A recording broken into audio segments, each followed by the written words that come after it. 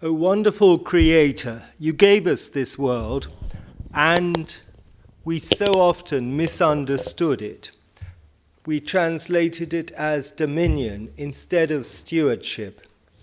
Enable us to understand our responsibility for this world, for our generation and for generations to come. And let us always act with justice towards the generations to come and amongst ourselves.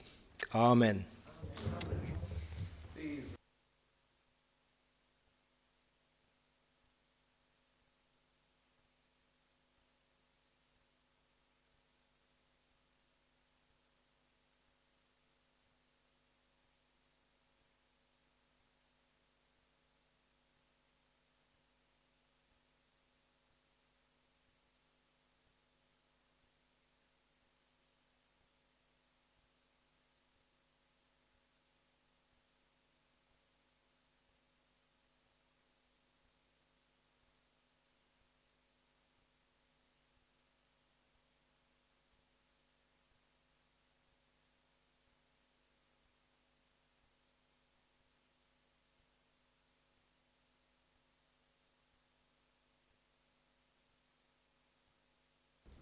Please sit.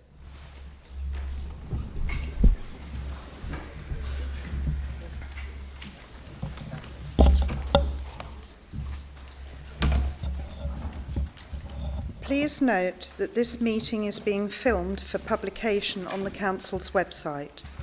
By entering the chamber and sitting anywhere except in the public gallery, you are consenting to be filmed and to the possible use of those images and sound recordings for broadcasting and/or training purposes, as your images cannot be removed post-recording.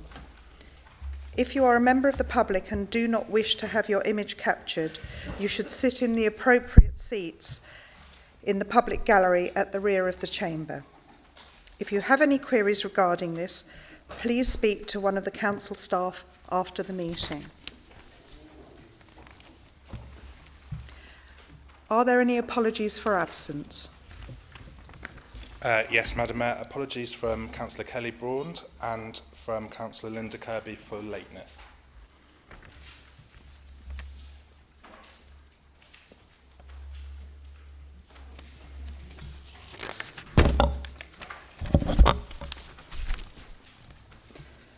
Are there any declarations of pecuniary interest?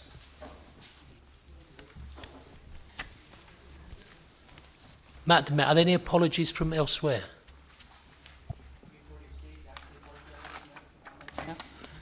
You have already Read out, please. Can they be read out? I received an email from Councillor Stephen Crowe saying that he would be unable to attend this meeting. I was expecting the group whip to stand up and give apologies.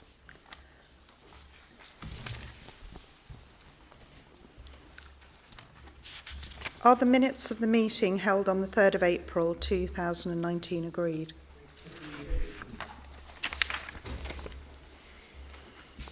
On to the announcements. Does the leader have any announcements? I'm happy to defer to the Leader of the Opposition, and I'll make my announcement after him. Thank you, Madam Mayor. It is with great pleasure and indeed an honour to lead today's tribute to Councillor David Williams on being awarded an MBE in the recent Queen's Birthdays Honours List for his service to local government.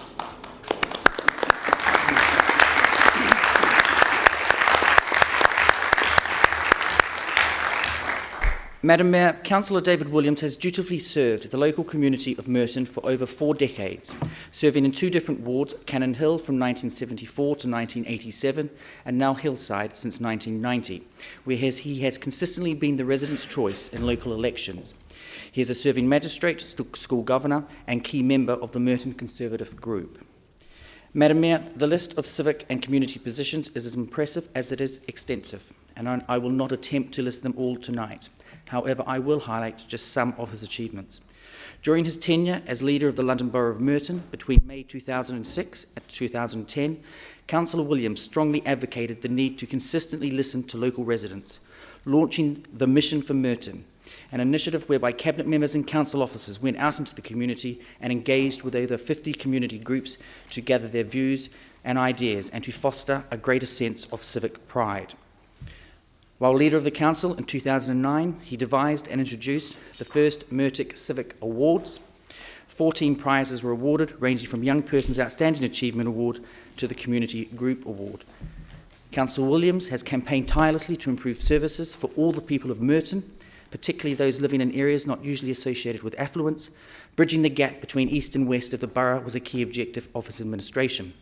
In particular, he recognised the need for better infrastructure to serve the people and business of Mitcham, and after 2 years of hard work and negotiation by Councillor Williams and his team with central government and Network Rail, in 2008 the first trains started to serve the brand new station Mitcham Eastfields. This was the first fully new station built in South London since World War II, and was finally brought to fruition by Councillor Williams' administration after years of discussion. Mitcham is now linked directly into central London and the south coast, and this helped jumpstart wider regeneration of the town centre.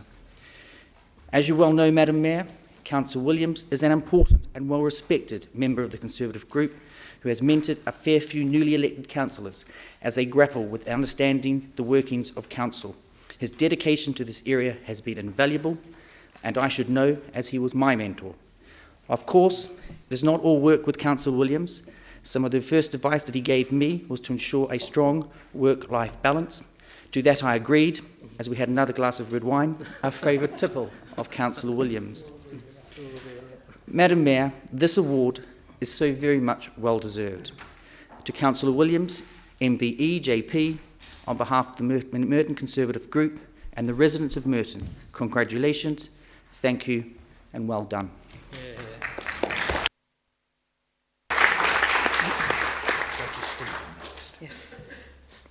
Councillor Alan Bridges. Thank you, Madam Mayor, and welcome to your first real full council meeting. I knew this would happen. Normally, as leader of the council, I get the privilege of coming first with these kinds of occasions when it's a tribute to someone and you reel off their achievements and what they've done. But I thought it only proper that Councillor McLean be the one to kick off this tribute to Councillor Williams.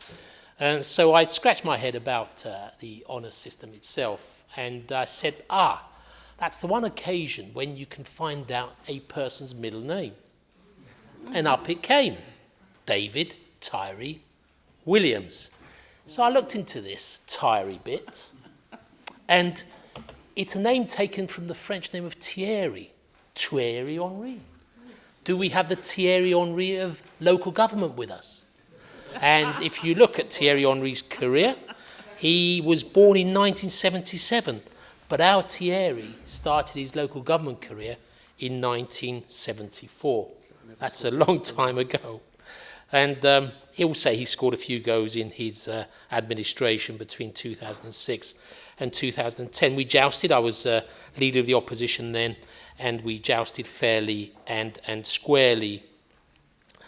The name Thierry itself derives from a Greek version, Theodoros, which is the people, and Theorik, which is power. And so I do believe that Councillor Williams, when he has held power between 2006 and 2010, he did his best. He represented the residents. But in what he did between 1974, started in Cannon Hill Ward, through to where he is now in Hillside, and his achievements and appointments, he is one that is passionate about the residents of this borough, and we're certainly very pleased to be in a position to congratulate him on his well-deserved MB for political service in local government. Well done, David.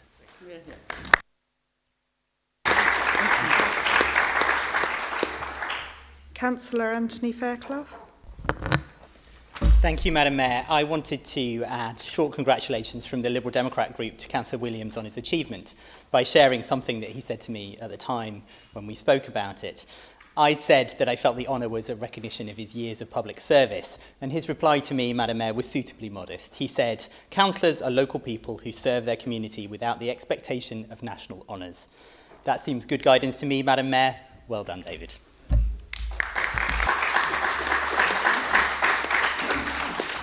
Councillor Peter Southgate. Thank you, Madam Mayor. Well, we were all very pleased, David, if not altogether surprised, when we heard that you'd been awarded the MBE. And on behalf of the Merton Park Independents, I'd like to add our congratulations. It is absolutely no less than you, forgive me for not addressing the chair, deserve for 42 years' service to our borough. An amazing record, in fact, through a period that has seen tumultuous changes in local government. I worked most closely with David when he was leader of the council, 2006 to 10, and the Merton Park Independents held the balance of power. David's political instincts were well honed through years of experience, where I was a political ingénieur. But we developed an effective working relationship to ensure the administration functioned smoothly. I was impressed with his encyclopedic knowledge of Merton's constitution and his generosity in advising me on its provisions to get us, well, me principally, through one or two sticky moments. If I were to sum up the secret to the longevity of David's career in Merton, I would put it down to the right combination of political professionalism and personal kindness. He can be as adversarial as anyone in the council chamber, albeit with more wit than most. Then affable on a personal level immediately afterwards. He's someone you can trust, an essential quality in today's politics, and the reason why his MBE is so highly deserved.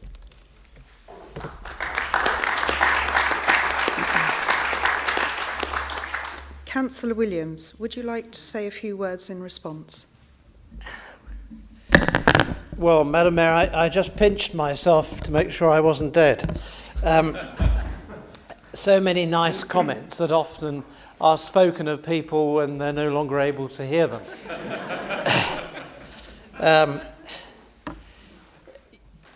I guess it would be fair to say that in 1974, as a 22-year-old, I never thought that I would still be a councillor 45 years later. Nor that I have yet to turn 68. I do in a few weeks' time. I have so many memories and not enough time to share them with you, but maybe there'll be another opportunity. Because there's been such change over the years, including if today you go into the Centre Court development down in Wimbledon and go into H&M and look around you, you'll realise you're in an oval room, which is actually the council chamber, which I sat in for the first 13 and a half years. And there are many characters, and I'd like to think too that there are many characters amongst us today. I always used to say when I was in work, what happened to the characters? And younger colleagues would say, well, you've now become the character. Thank you very much for these kind words tonight. They do mean a great deal to me, and I'm not sure that I deserve all of them. Thank you.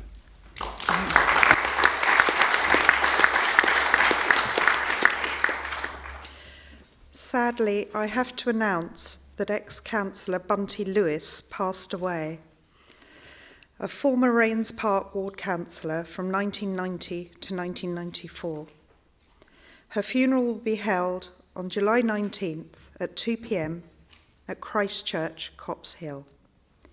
There will be time allocated at the next council meeting to pay tribute to Bunty. The Deputy Mayor and I have been very busy fulfilling many engagements across the borough and meeting so many lovely businesses, schools, charities, volunteers and residents. My first charity event is the charity cricket match featuring the Mayor's cross-party team at Mitcham Cricket Club on the 28th of July. I am delighted that the following councillors have agreed to participate: Ben Butler, Adam Bush, Ed Foley, Ed Gretton, Daniel Holden, Paul Kohler, Aidan Mundy, Owen Pritchard, Marcy Skeet, Eleanor Stringer and Dave Ward. And the 12th men are Sam Foley and Joe Rook. Thank you very much indeed. I hope many of you will come along and support. It's free, and there'll be a delicious cricket tea for only £5. Just bring a chair. You all have a flyer for this event, and there are spare copies on the table by the door should you wish to circulate locally in your wards. Finally, you will all now have my leaflet detailing the charities and my charity events. Please do support them too, as I've made quite a few free events. Thank you.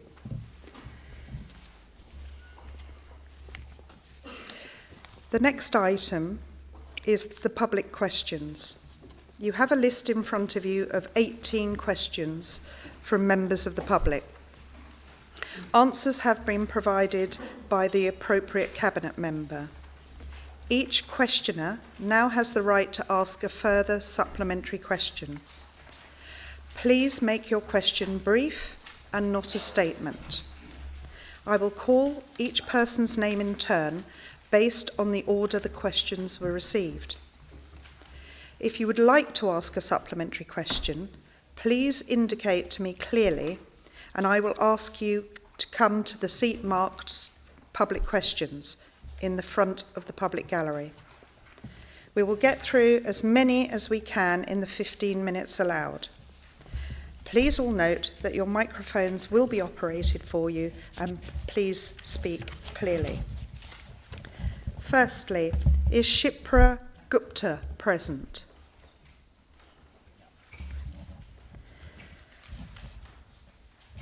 Tamara Kohler? Tom Killick? Samantha MacArthur? Jill Hall? Hugo Forshaw? Tony Burton?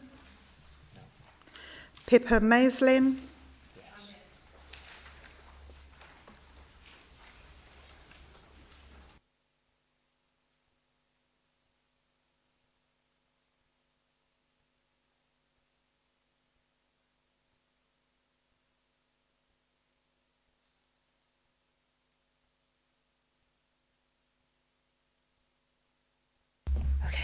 Right. Thank you very much for the answer. My question is quite straightforward, I hope. It's that, do the figures given in the answer, when it says the recycling rates, does that include stuff that gets sent to the Beddington incinerator, or as people are preferring to call it, the energy recovery facility? I actually don't know, but I will write to you after the meeting to confirm. Sandra Vogel? John Braithwaite? Philip Ling? Richard Hackforth-Jones? Sarah Sharp?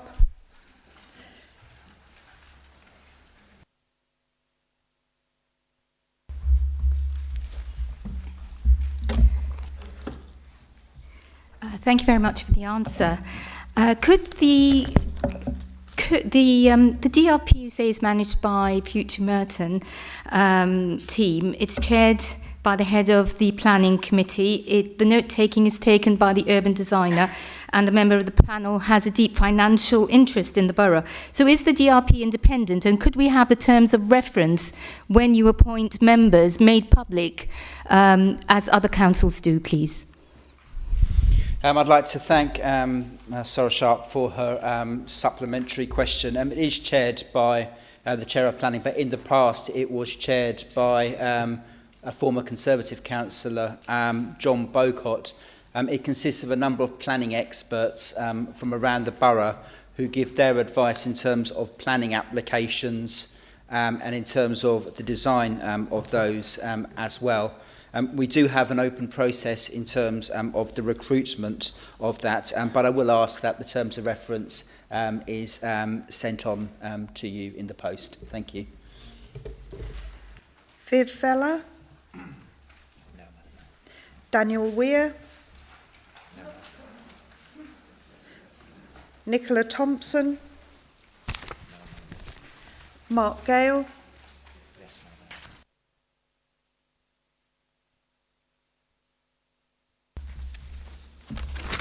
Thank you very much for your answer to my question on accepting cash at Malden Leisure Centre.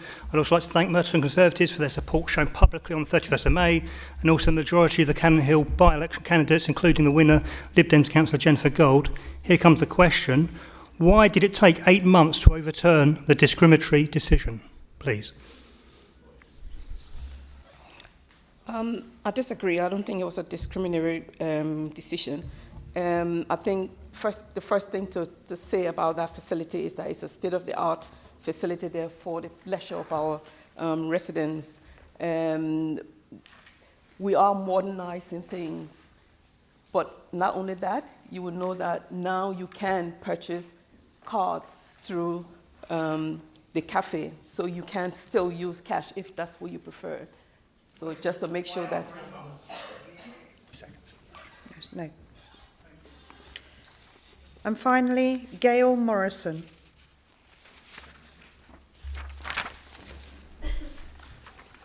We will now move to item 6, Councillors' questions to Cabinet members. I will read out each member's name in the order they appear in the supplementary agenda and invite you to ask a supplementary question. Please ensure all supplementary questions are brief and not a statement, and we will get through as many as possible in 15 minutes. Firstly, Councillor Irons. Thank you, Madam Mayor. Following our public meeting on the 3rd of July, what is the timetable for the reintroduction of the 280 bus route?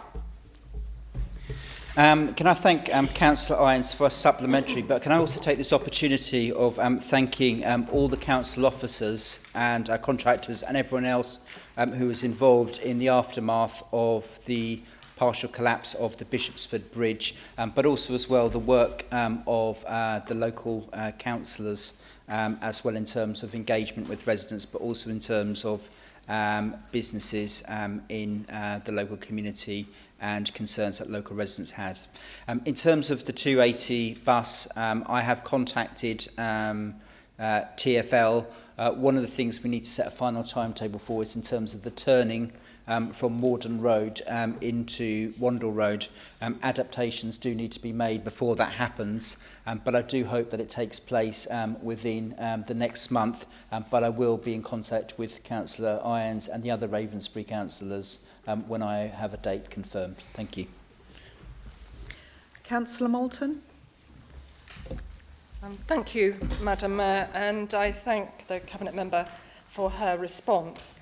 I note she states in her response that Wimbledon Park have much greater issues from picnics and barbecues, and it is with that in mind that indeed the detritus from barbecues and picnics is really a disgrace at weekends.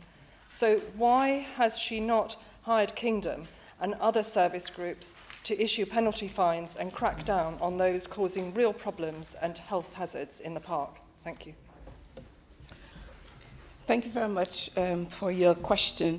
Well, I don't know about fining, but I know we're trying our best to make sure that, as you asking your question, there's no reoccurrence of what happened last time. Hence, we are, we have dedicated people coming in before the opening and after extra 4 hours after closing to make sure that the parks are clean for residents to use. And I will look into what else we could do, but I think there's a lot of resources we're putting into that to make sure that the park is kept clean. Thank you. Councillor Skeet. Thank you, Madam Mayor. In the past 8 or 9 years, the progress that our schools have made has been incredible. If you told me 10 years ago that this secondary school, that the state of the secondary school would be in the top 5, I would have doubted you. I think most parents would think Merton is a great place for families.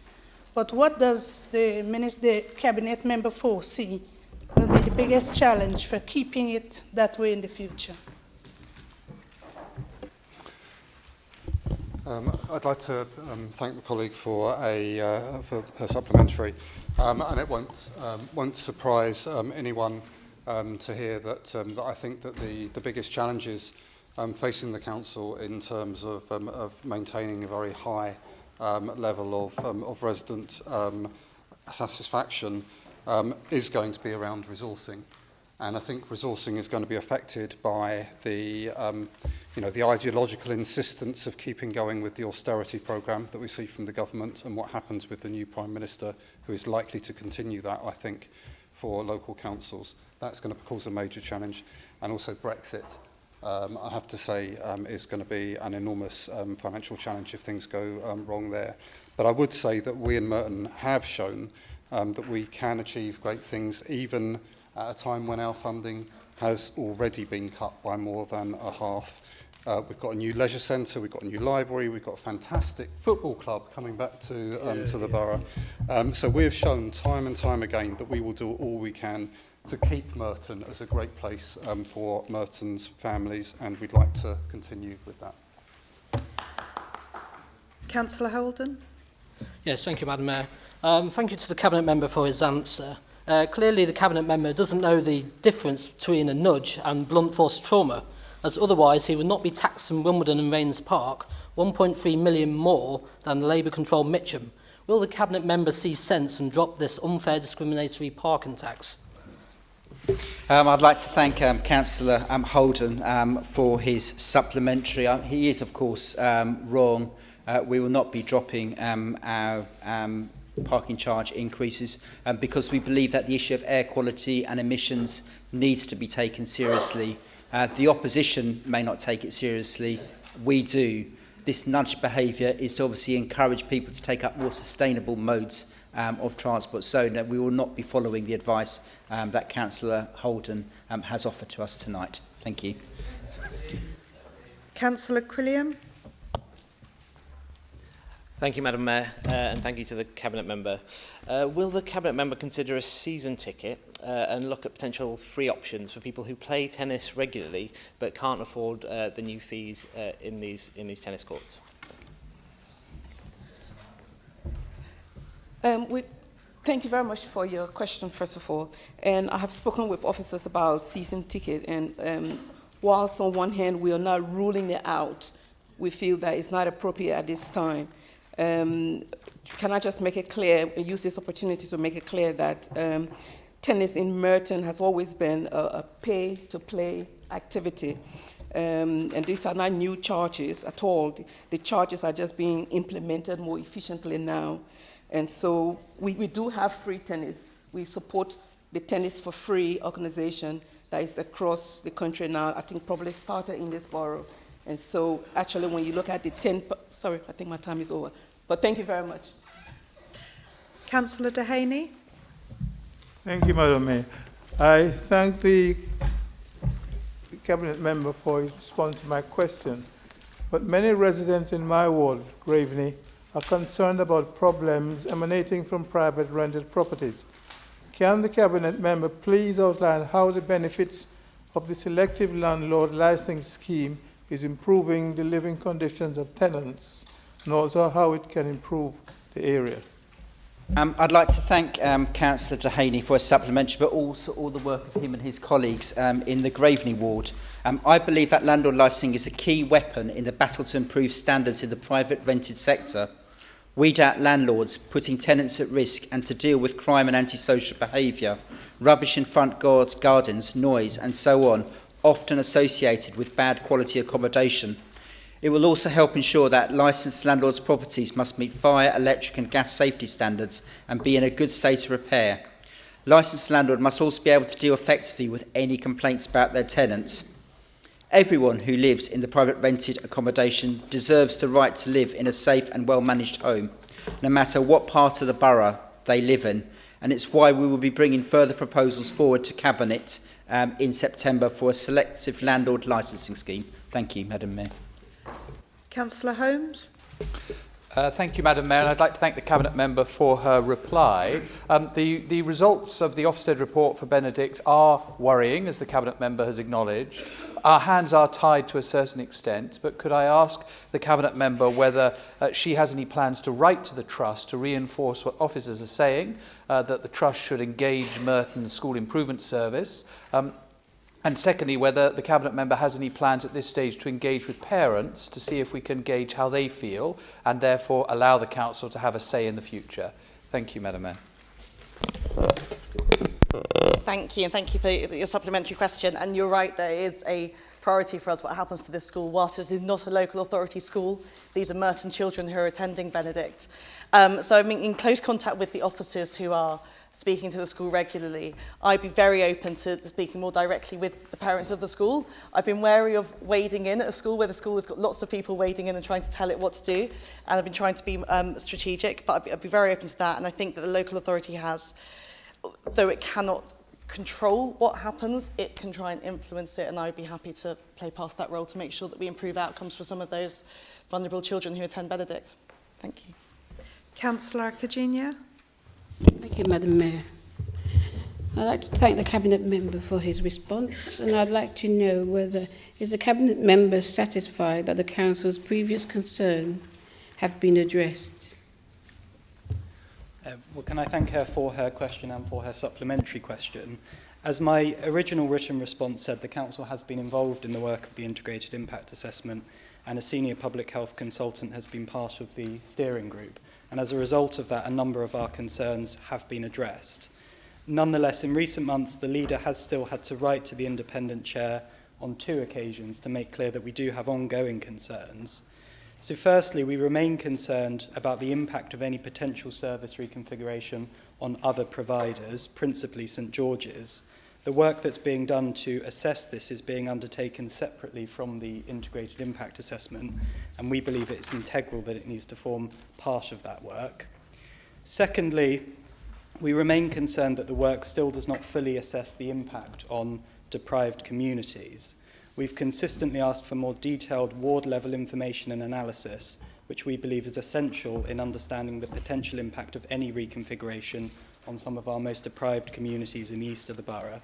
So we will be comprehensively responding to both the Integrated Impact Assessment and the Clinical Senate's report, and we will continue pushing these 2 points along with our ongoing support for St Helier Hospital to be retained and rebuilt on its current site. Councillor Gresson. Thank you, Madam Mayor. Does the Cabinet Member responsible for Merton's transport agree with me that it might be a good idea to actually speak to TfL to make sure the district line is actually operational, just as the Wimbledon Tennis Championships are opening? We've got thousands of campers coming from all over the world to our wonderful borough. Do you think it'd be a good idea to speak to TfL going forward and make sure the district line is actually open? I'd like to thank Councillor Gretton for his supplementary. Clearly, engineering works takes place on a number of different weekends each year. Sometimes they disrupt people going to watch Fulham Football Club, like my colleague Councillor Alan Brittus, when they take place. In relation to his point, clearly there are something on most weekends in the country. Football matches probably actually generate more people using the district lines than the tennis, and the tennis didn't start till the Monday.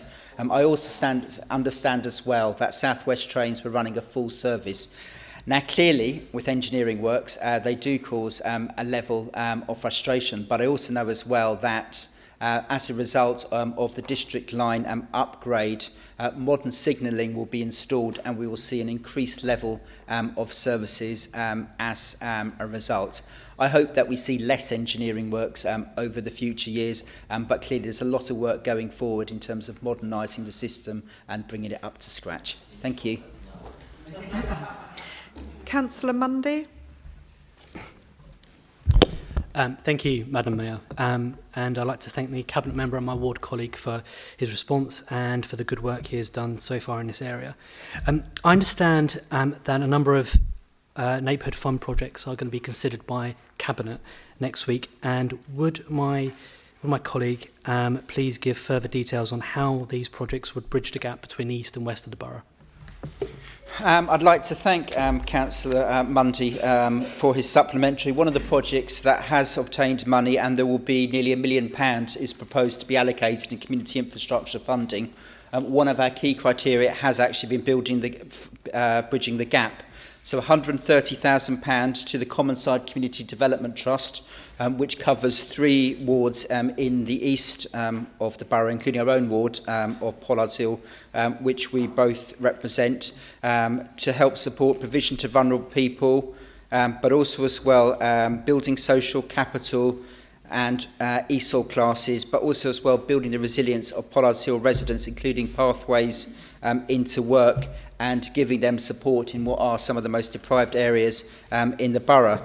We also have funding in terms of employability, Children's Schools and Families Employability Programme, nearly 61,000 to increase the labour market for Merton residents aged 16 to 25, including funding for a full-time employer engagement employability officer and associated incentives such as work experience vouchers and HVV drivers. Also as well money to Merton Council Vestry Hall, which is based in Mitcham, to run and manage initiatives to support members of the community over 16 years at risk of developing a mental health disorder. There's also as well money to the Polka Theatre, and a key criteria of that is in terms of actually engagement with school children in the east of the borough. It does actually some fantastic work. And I know it's done a huge amount of engagement already, and obviously it's received funding from the Mayor, and this future funding will allow it to even thrive further. Thank you. We've still got 3 questions. Can I ask that you keep your supplementary and your responses brief, then we can get through all 3. Councillor Andrew Howard. Yes, Madam Mayor, thank you. I'd like to thank the Cabinet Mayor, the Cabinet member for their response. Looks like a rather passive approach was taken in the consultation. There could be more effort to engage with vulnerable groups, of course the elderly being a significant one. They obviously rely on cars for their own independence, as well as their carers and their family visitors also rely on cars. So there seems to be an element of discrimination here, making their lives harder and more isolated. So will the Cabinet member commit to abandoning what is this discriminatory tax against the elderly, or at least making an exception in their regard? Well, I'd like to thank Councillor Howard for his supplementary. We don't actually believe it is discriminatory because obviously many older people suffer the ill effects of air pollution as well. And part of the funding in terms of transport charges goes towards freedom passes, which is providing for all freedom passes, £6 million a year to everyone over 60 years of age. Also, many older people who have disabilities are in receipt of blue badge holders as well.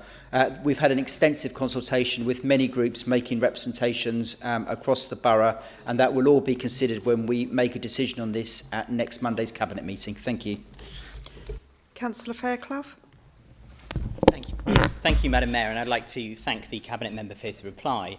Many residents, especially those in Wimbledon and Rains Park, tell me that they're worried about the possibility of the extension of controlled parking zones if these plans for parking charges go ahead.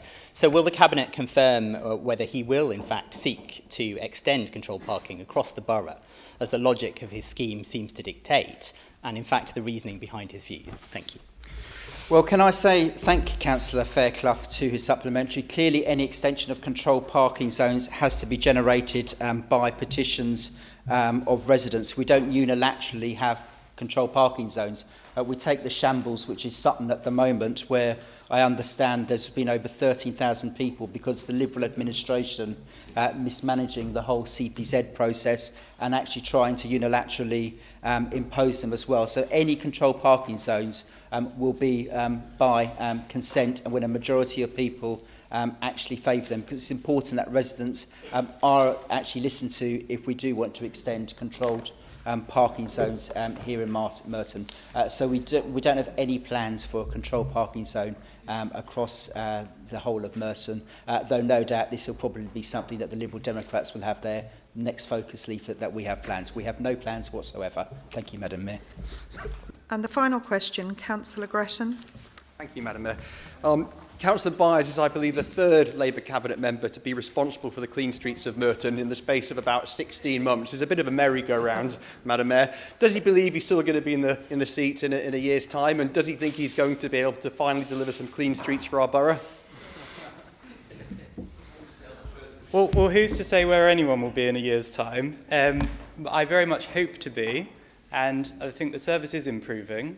It has improved since the initial rollout last year. It is still patchy in parts of the borough, so there are parts of the borough where it is not working as well as we would like it to, but there are parts of the borough where it is working now, and we are seeing real improvements. I am very committed to working with colleagues across the chamber over the summer. I've already had a couple of enjoyable tour wards from colleagues, and I look forward to many more in August and September. And then we will use all of that data to create ward-level specific plans based on the fly tipping strategy that we are currently developing to try and tackle the hotspots in every single ward. Thank you. We are now on item 7, the strategic theme of safer and stronger communities with a focus on equalities and diversity. We will begin with the Councillor's strategic theme questions, and I will follow the same procedure as with the previous item. Firstly, Councillor Anderson.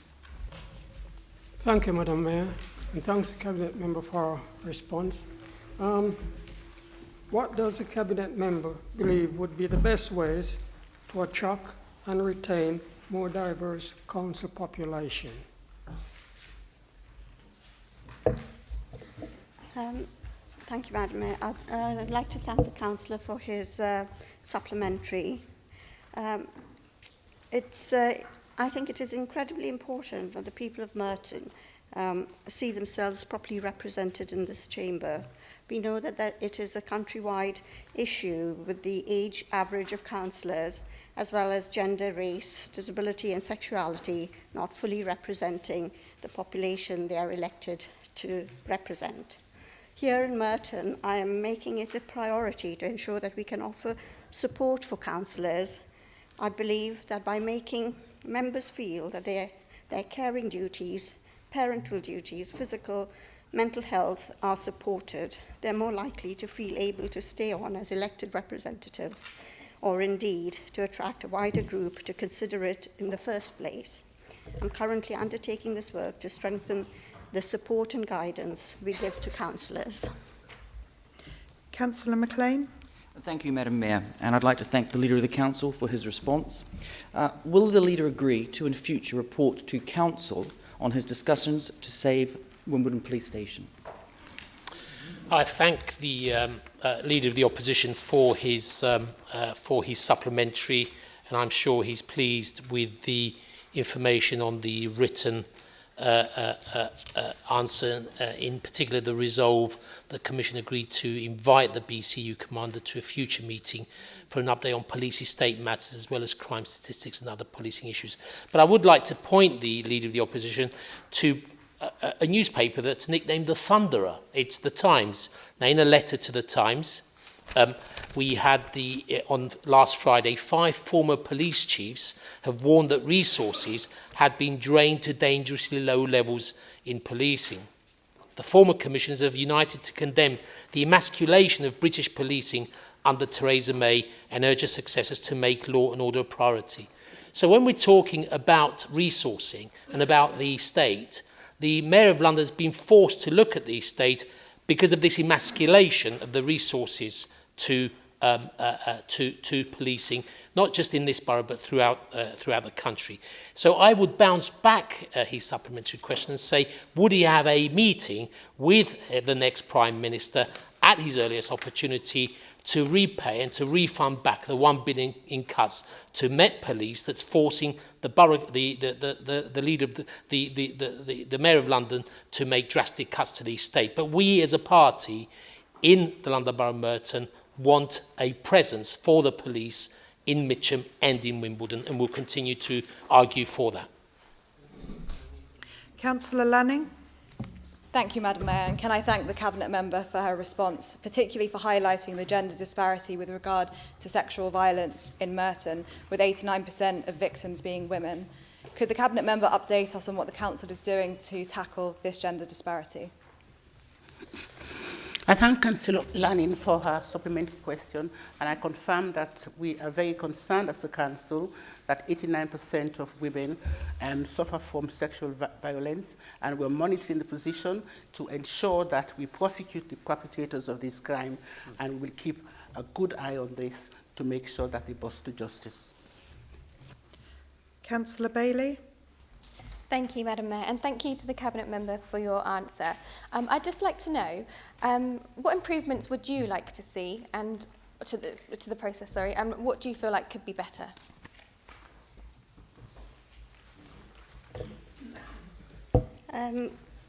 I am currently working on that, and I'd like to see a better tolerance of everybody in this society across the borough, so that there is no, people understand the different and diverse communities that live here, and there's more acceptance. And I will talk about that later in my strategic theme.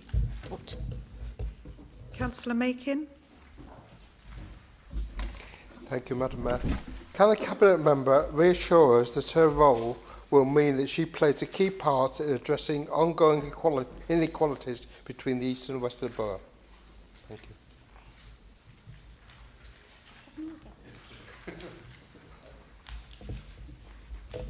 you.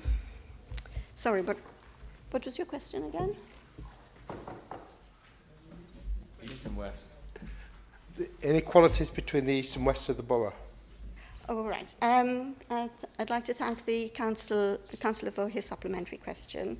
My role underpins work that is carried out across all portfolios. So in your original question, we looked at work being done in health and social care. But inequalities arise in all areas, and I look forward to working with colleagues to address the needs of residents across the borough. Councillor Fraser. Thank you, Madam Mayor, and thank the Cabinet Member for her answer. I would like to pose this supplementary question. Would the Cabinet Member agree that the government has created a hostile environment for the Windrush generation, especially as they were not immigrants but British subjects, and that this, I'm concerned, this hostile environment concerns friends and relatives for the EU with regards to Brexit? I thank Councillor Fraser for her supplementary question, and I agree with her 100% that when we had the celebrations here on the first Saturday of the Windrush generation, we had stories from people who had lived and worked here for many years, and they suffered from hostile environment. We're going to make sure that because of Brexit and in view of hate crime, we're going to monitor the position to ensure that people who have worked and lived here all their lives are treated equally as everyone. And the final question, Councillor Curtin. Thank you, Madam Mayor. I note with interest that there will be a series of community conversations in Merton, September, October, about mental health and well-being. Can I please request the Cabinet Member reports back to Council on the findings of this vital issue later in the year? Thank you. I'd like to thank the Councillor Curtin for her supplementary question. Absolutely. It is imperative that we start to better understand hidden disabilities in order to be able to ensure the council services are tailored for everyone. And it's through conversation with communities at a local level that we can really start to refine the understanding. Please note that the remaining member questions and answers will be circulated after the meeting in line with constitutional requirements. We are now going to deal with the strategic theme main report. I'm going to invite a Cabinet Member to present and then seek a seconder. I will then invite any members that wish to speak on the main report to do so. After that, we will take the motions and vote on them. Finally, we will then vote on the main report. Councillor Macaulay, please present the strategic theme report. Thank you, Madam Mayor. The business plan and how the Council will deliver the community strategy, which is grouped into 5 strategic themes. This report provides the Council with an opportunity to consider progress against the priorities that are delivered under the theme of safer and stronger communities. The report focuses on progress in relation to equalities and community cohesion, with a focus on hate crime, and sets out the Council's partnership approach with regard to looking at hate crime, update the Council Partnership 4-year strategic delivery plan, as well as providing wider regional, national context with regard to hate crime. Merton saw an increase in reporting of 17% a year for all forms of hate crime offences, racial incidents, and the highest form of offence, with the approximate average of 20 offences reported each month. Each year, Safer Merton Service undertake the hate crime profile to better understand reported crime within the borough. The refresh of this report is due to be delivered in August this year. For the financial year 2018-19, Merton saw 330 reports of hate crimes made to the police. This is an increase of a total of 313 for the previous year. These figures break down as follows: 238 racial hate crimes, 30 faith and belief hate crime, 34 homophobic hate crimes, 9 disability hate crime, and 9 transgender hate crime. Working with our communities over the last 12 months, we have delivered International Day against homophobic, biophobic, and transphobic in May this year. And the mayor, of course, Madam Mayor, you were out in Martin's entrance where we raised the flag, and also with the police community, the representative, members of the London Fire Brigade, and also this was witnessed by some members of the council. Hate crime awareness running from the 13th to the 20th of October last year saw a program of engagement events across the borough. Also, hate crime advice surgery in conjunction with Tell Mama and partners were all launched in February 2019. Merton is the only South London borough to have this service, and we have secured a further 6 months agreement to deliver a 1-year pilot. Hate crime victims card has now been created and distributed to the police and also to the neighborhood and response team. We are the first borough in the BCU who have dedicated hate crimes card. Over the next 12 months, the Hate Crime Strategy Group will also continue to keep watching developments over Brexit and how we can support those who have been affected resulting from hate crime. Celebrating and supporting Merton's Windrush generation, Merton successfully secured funding from the Ministry of Housing, Communities and Local Government to celebrate Windrush Day and looking at the Caribbean presence in Merton. I'm delighted to say that the 3-day celebration was successful and would like to extend my sincere thanks to you, Madam Mayor, and your consort, the Deputy Mayor and your consort, who was a young gentleman who enjoyed himself, the leader of the council, the leader of the Conservative group, councillors, Anne Long, the steering group, Hannah Neal, and all those councillors who attended. Thank you very much. This is being seconded by Councillor Atwar. Right. Thank you, Madam Mayor. Why are women and equality issues important to me? All my life, it is women who have helped me along, encouraging me, making me believe in myself, and giving me the confidence to do the things I have done and achieved. Growing up in Malawi, being of Indian heritage, and living in England for more than 30 years, I am in essence of mixed heritage, as my nephew will tell me, which epitomizes the London Borough of Merton. On the other hand, some might say it's political correctness gone mad.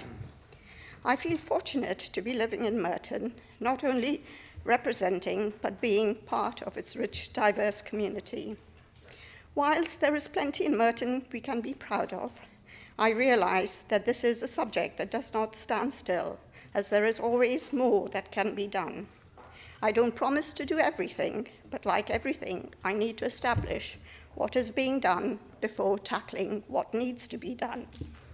While Merton is a relatively safe borough and hate crime is low, the hate crime against LGBTQ community is marginally higher than the hate crime against faith crime, often spiked by global events being a contributory factor.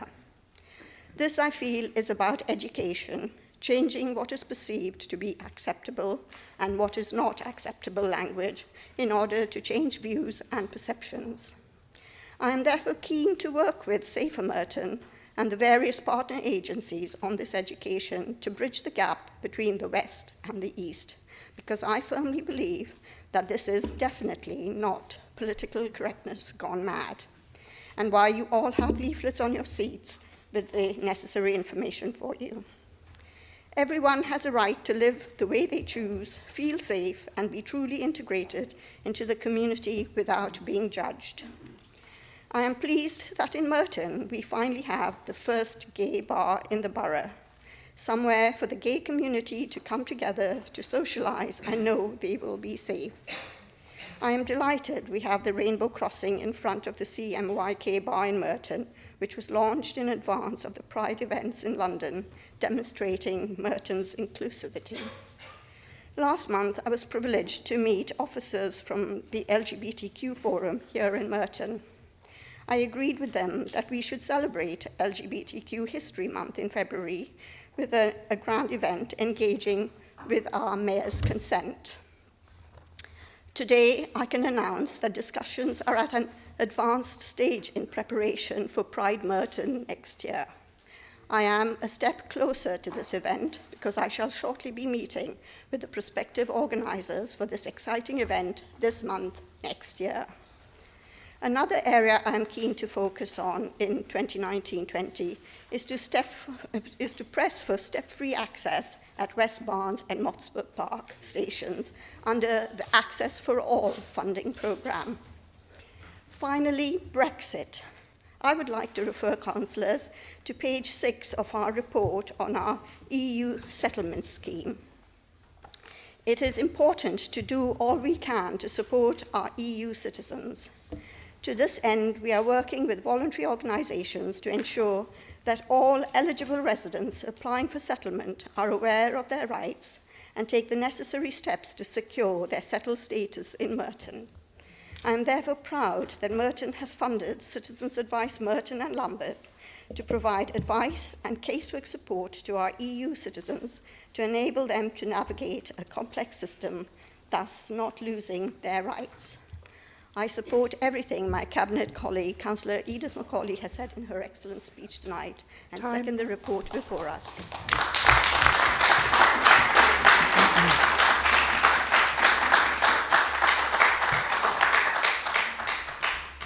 I have the following listed to speak. Councillor Simpson. Madam Mayor, thank you very much. And can I add my congratulations to you on your first business meeting to that which the leader gave you at the beginning.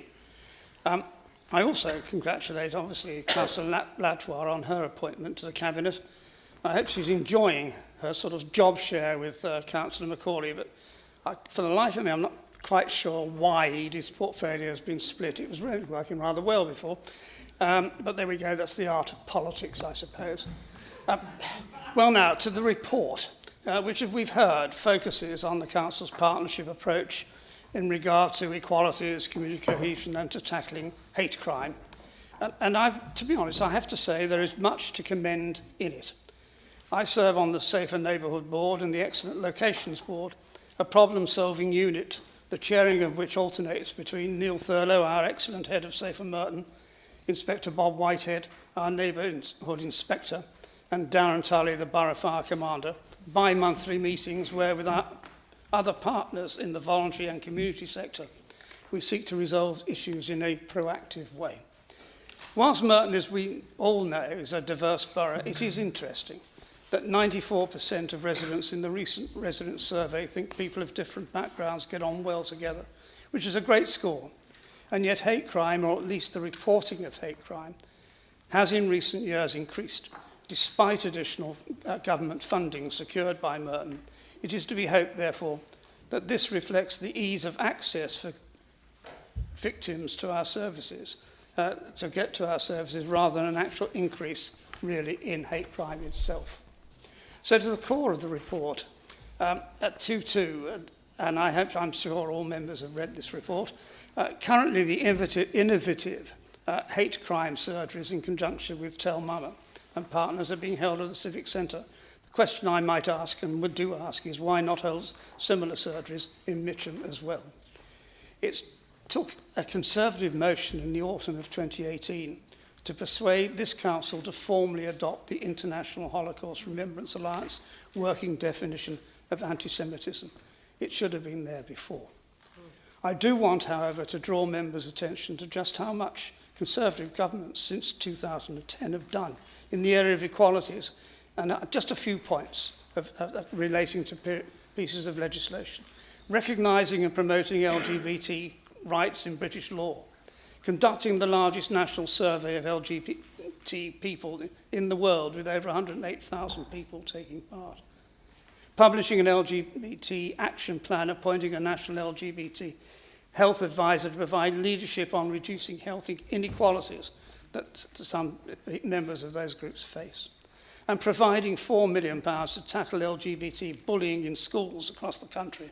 3 million announced in 2017 has already been delivered, and in anti-bullying programs in 1,200 schools, with a further £1 million announced in November 2018. All this including the fact that this current Conservative government is the first to audit racial disparities across the country, having strengthened the enforcement of equalities law, thus to prevent discrimination on the basis of race. And finally, let us not forget, we have consolidated all civic and criminal prevention and protection orders, and a new aggravated offence is aggression directed at a child, with importantly both domestic violence and abuse now being defined in law. I recognise in particular the immense role of our council officers. We have a proud and continually improving partnership work with all our partners in seeking to reduce all aspects of hate crime and inequality, and as we as members of this council should support this report.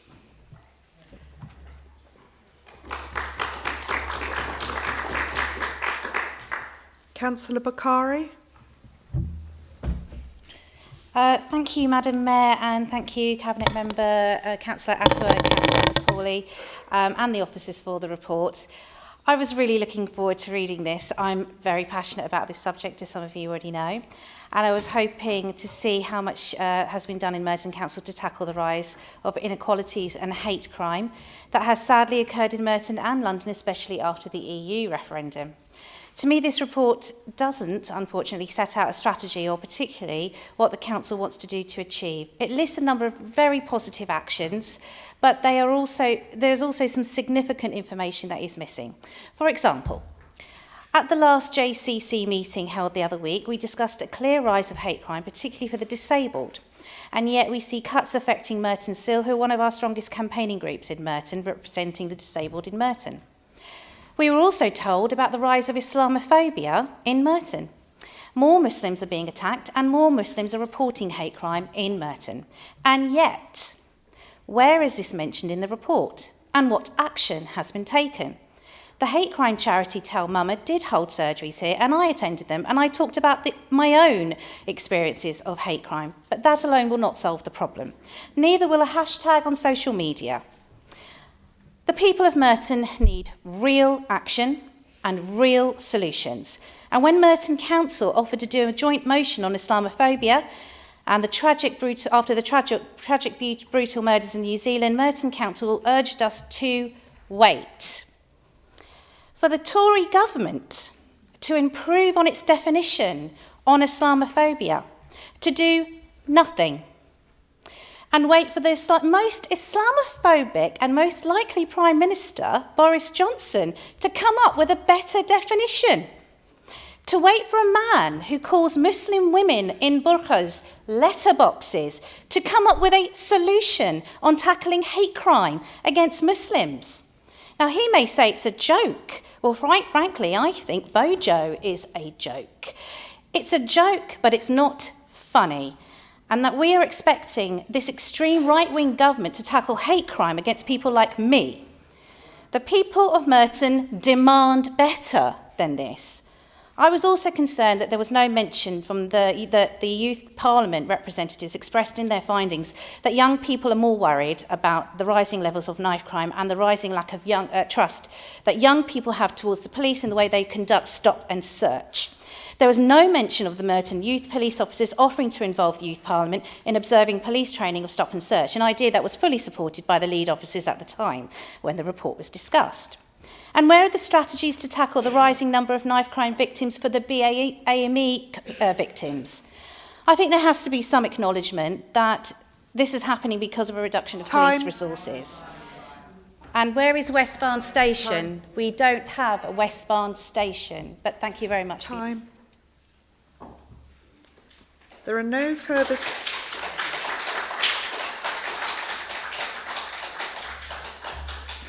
There are no further speakers. Councillor Macaulay, do you wish to use your right of reply? Yes, Madam Mayor. I think, first of all, I want to make it quite clear to Councillor Simpson that I am not job sharing. I'm an excellent councillor, and I've done my job for so many years, and I'm sure people here will know that I'm efficient in doing my work. Secondly, in terms of hate crime in Mitcham, you mentioned that there has been no mention of that. We do have hate crime in Mitcham because we've held several seminars in Vestry Hall. It may be perhaps, you took it upon yourself not to attend, Councillor Simpson. I know you're very good with these meetings, but several times we had meetings, you weren't there, but there was a lot of people from the BME Forum, and we had the Merton Partnership with other voluntary sectors who were all there. So we do participate in Mitcham, Morden, and Wimbledon. We share ourselves around. Coming back to hate crime, in terms of what Councillor Bukhari has just said, I'm very much aware of what you said in terms of the JCC. We discussed matters very, very eloquently, for a long period of time on how best we can solve this problem. And the police gave an up-to-date position on the figures. You know yourself, you were at the last meeting substituting. You had all the figures given to you of all the hate crime. And in my report, I mentioned the figures of 330 reports of hate crime. And I gave you the breakdown of 238 racial hate crime, 30 faith-based hate crime, 34 homophobic hate crime, 9 disability, and 9 transgender. I did a breakdown of it. I share your sentiments about Boris Johnson. I think it was disgusting what he said, and that has no place to play in everybody who's here. I'm sure we all share the same sentiments. Time. And I agree with what you just said. We will now consider the first strategic theme motion. Councillor Barlow, please present this motion. Thank you, Madam Mayor. I propose the motion condemning the rise in knife-related murders and robberies and calling on the Met to install knife surrender bins in the borough. I'd like to begin by thanking the administration for suggesting only minor amendments to our motion, doing so in a way that all members can still support. This rightly recognises the seriousness with which we all take this issue and the fact that this is a cross-party problem that requires a cross-party solution. Knife crime is a crime most commonly perpetrated by and against vulnerable young people, with BAME Londoners highly overrepresented amongst the victims. Young people, and in an alarming number of cases children, who believe they are carrying knives for their own protection. Sadly, this is a self-perpetuating circle of crime.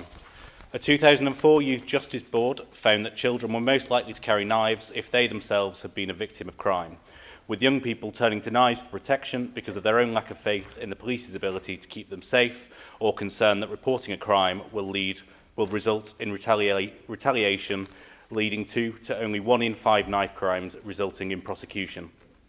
Sadly, social media has also led to new opportunities for young people to be involved in violence. Many online videos showing knife violence have 6 figures and upwards of views, with research from Catch-22 showing that the most viewed videos are the ones most likely to result in retaliatory violence. As stated in the motion, Merton does have comparatively low levels of knife crime and crime generally, but it has risen over time, and we'll all know of incidents in the borough. Just last week, a man in his 20s was stabbed in Hatfield Mead, Morden. Back in April, 2 17-year-olds were stabbed within minutes of each other elsewhere in Morden. And in the other side of the borough, in June, a man in his 30s was stabbed in Hartfield Road. Or in my own ward, in September last year, where a grandfather, whilst out with his grandchildren, was approached by 2 men with a knife and made to hand over a watch he'd received for his 60th birthday. Put simply, 1 knife on our streets is 1 knife that could be used in a robbery, an assault or a murder. It's for this reason that the Council should call on the Met to install knife surrender bins in the borough to get knives off our streets. The motion, as amended, states that the Mayor of London has previously expressed that these are not a particularly effective deterrent. Yet, in the West Midlands, whereas there is the second highest rate of knife crimes to London, 340 knives were left in 13 knife bins in just 18 months. Word for Weapons, a UK knife surrender charity, have also received tens of thousands of knives. But the Mayor of London is correct if by what he means is that knife bins are only part of the solution. We need a whole suite of policies across community engagement, joined-up working and long-term violence prevention, dealing with violence not just as a crime issue but from a public health perspective, bringing together public services and agencies to provide coordinated interventions for young people involved in violence. Nationally, the Government is beginning to better coordinate its response across departments. The Council should be looking at what it can do too, locally, including ensuring schools and community groups in the borough are educating children about the dangers of knife crime and encouraging family members and community leaders to speak to young people about criminality. As we've seen with similar campaigns on the dangers of smoking and drink driving, these may have to be uncomfortable to be effected. But the reality is, Madam Mayor, the Met, the Government, the Mayor of London and this Council have more to do. I hope the success of this motion is how we can increase the part we play. I propose the motion. This is being seconded by Councillor Dean. Thank you, Madam Mayor. So I have 4 minutes, I believe. I think London, like many cities around the world, is split. I think everyone has a fear of crime, but there are those that really don't get affected by crime at all, and then those that do. I believe that there is a very small audience that are very concerned about violent crime, and it's no doubt it's teenagers in working class areas. We talk about other things. It comes down to teenagers in council estates. When I was growing up, I lived next to a drug dealer and opposite a bank robber who lived next to an enforcer. And unfortunately, every now and again, they would give me their advice on different ways that they would have me killed. And they didn't mean it, but they were just getting ready for their own fun that they would have in different times of day. And all the teenagers lived in absolute fear of these three particular individuals. And really, I would have wanted the Safer and Stronger theme tonight to be about knife crime. I think that people growing up with that pain worry their whole teenage life about being stabbed, about being murdered, about being threatened. It isn't just about somebody said something to me. They go to bed at night deeply concerned about what might happen to them tomorrow. Often people say, I remember you used to run around a lot. I was scared. I used to run away a lot. I don't want to remember being collared by the drug dealer to tell me how he used to treat people. Everyone had the same fears. And they would never go to the police. You couldn't go to the police. You were so scared of what was going to happen. So the police have to go into those communities. It's something I fundamentally disagree with when I hear that, we shouldn't be imposing police on these people. We should be.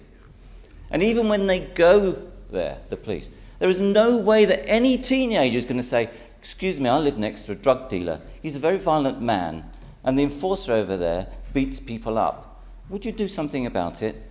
Of course they don't. So we lived in fear.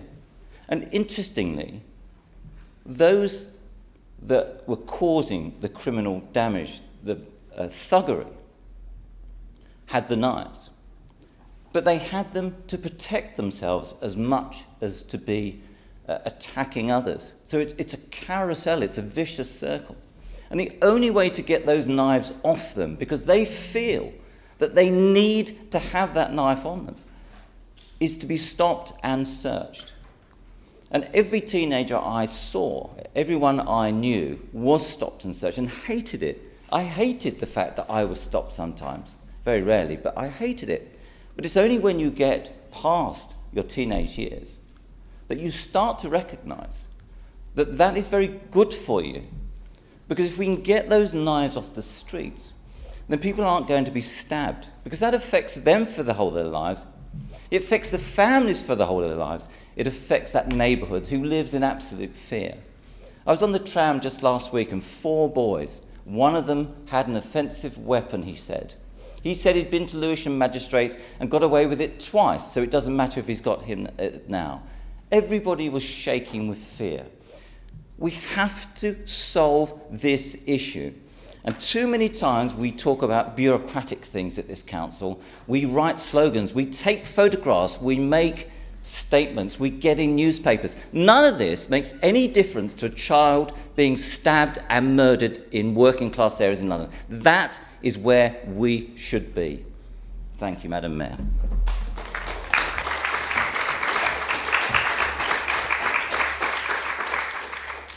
We have an amendment. Councillor Macaulay to move. Thank you, Madam Mayor. Knife crime is a problem facing communities nationally and is, of course, especially critical in London. Although Merton does not have a big problem, but a number of other boroughs with knife crime, it is still an issue, and there have been a number of crime in Merton involving stabbings, homicides outside the borough as well. In Merton, we are lucky that we are the fourth safest borough, but this is by no means a reason to be complacent. The issue of knife crime, regardless of our political affiliations, this is not a political issue. And there has been a cross-party call to act and tackle knife crime nationally, and we have to be seen to be working together as a team in partnership for the safety of our residents across the borough. Although across London there has been a 15% increase in young people under 25 who have been victims of knife crime in the period from April 2018 to March 2019, compared with the previous year, the number of victims remains at a very high level. This can be seen on the weekly basis in the media, i.e., 4 homicides within London just last weekend. The Mayor of London has recently set up the Violence Reduction Unit, which will work with 32 London boroughs in improving their knife crime plans and how to use public health and multi-agency approach to tackle the problem. It is not thought that the Mayor of London and Mopac will be rolling out any more knife crime bins at this time, as they have expressed the opinion that the bins are ineffective. This is because sometimes when individuals are found in possession of a knife, they state that they are taking it to a weapon bin. However, numbers of individuals saying this and the number of knives collected, these bins do not tally up. And I think this is the reason why the Mayor was a little bit hesitant in his reply. We therefore call on the Met Police to consider installing knife surrender bins in all parts of the boroughs, which I think will help to eradicate the problem. I do think that this is a problem which we all should support, and it is a very serious matter, and we should be all singing from the same hymn sheet. Thank you, Madam Mayor. The amendment is being seconded by Councillor Mundy. Thank you, Madam Mayor, and I'd like to second this amendment. My colleague and friend, Councillor Edith Macaulay, who, through a long judicial and civic experience, many consider an authority on this matter. I'd also like to thank opposition members for tabling the original motion and speeches by Councillor Barlow and Dean. I hope we all agree and unite around the sentiment of the motion. However, the recommended course of action, the situation of knife deposit bins inside police stations, that's inside police stations, is not recommended best practice. Nor in recent memory do our local police cite them inside police stations. The charity campaign led by Word for Weapons call for citing these bins in locations where anonymity of individuals can be maintained.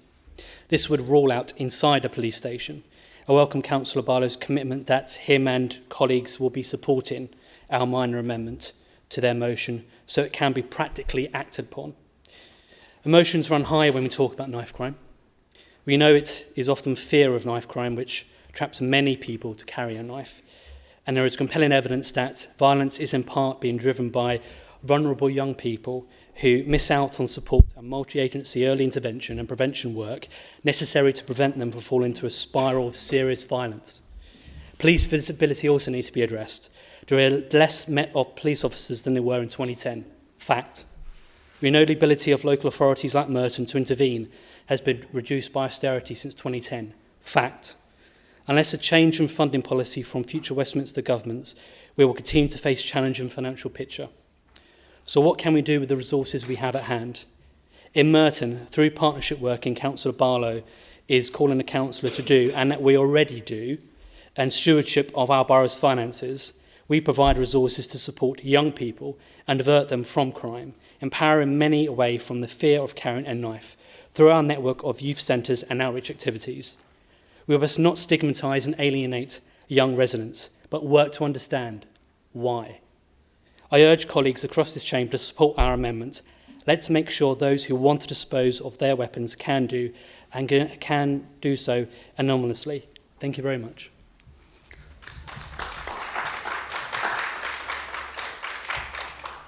I have the following listed to speak. Councillor Kohler? I'll pass. Okay. If there are no further speakers, Councillor Barlow, do you wish to use your right to reply? Thank you, Madam Mayor. Only to thank the Cabinet Member and Councillor Mundy for the tone and content of the response and, propose the motion. Thank you.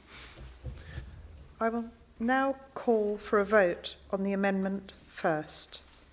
Can I have a show of hands in favour?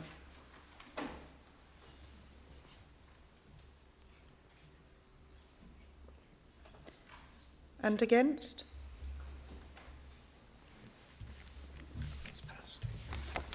Agreed?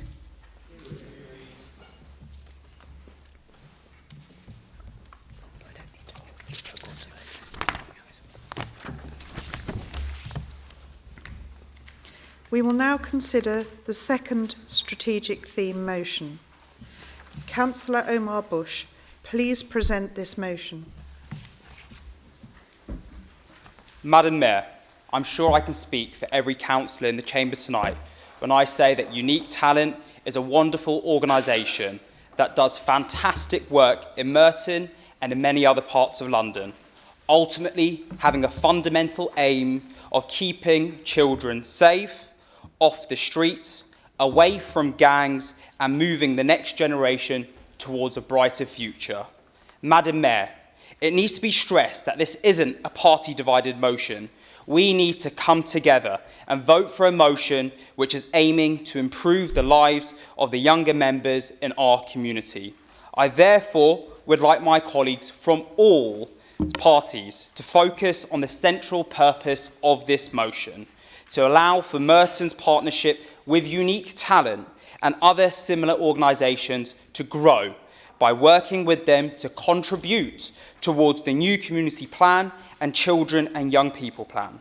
I know that many of my colleagues, and I'm sure many of our Labour colleagues, were deeply impressed when they met Unique Talent at the communities and knife crime event in May. First-hand knowledge of the factors that cause young people to join gangs are vital to defeating the scourge of knife crime across London. And we want this vital first-hand knowledge to help shape our policies in Merton. Madam Mayor, we live in a time where the national reoffending rate in the UK is over 60%. This means that 1 in 4 young people leaving prison will reoffend. At such a sensitive time, when so many young people feel that society is working against them, Unique Talent works with young people to allow them to change their lives by educating, mentoring, coaching, and giving them the experience and qualifications to change. By using music and sport, young people are able to positively engage with one another, whilst learning how to avoid a life with gangs and imagine a brighter future for themselves. However, the work they do goes beyond preventing children becoming involved in gangs. Unique Talent also works to prevent reoffending and de-escalating gang conflicts, which has such a destructive impact on our society across Merton and London. Unique Talent's success is measured in their high level of preventing reoffending and transforming lives for the better. They are a truly worthy organisation, one that I know has the wholehearted support of this council. So colleagues, tonight we have a chance for Merton to lead the way and improve the safety of vulnerable young people in the borough. I therefore urge you all to put this in front of party politics and to support this motion tonight. Thank you. This is being seconded by Councillor Bembo. Okay. Thank you, Madam Mayor. I fully support and second this new tenant motion, and it should be supported by all parties in this chamber. And excellent speech from Councillor Bush. And I wish to focus on the good work of Unit Tenant does. Unit Tenant offers three services offering gun prevention, coaching support, and music production. Through these services, they seek to offer positive alternatives and changes to young people involved with or at risk of involvement with gangs and serious youth violence. The aim of the Unit Tenant is to establish links with young people and gain knowledge of specific local issues and any potential conflicts. They also offer help on the streets of London. Prevention works covering gangs, youth violence, weapons, drugs, prison, and more.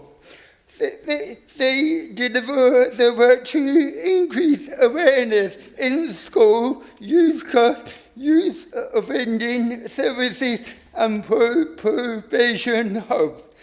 This fantastic work is shared among teachers and professionals working with young people.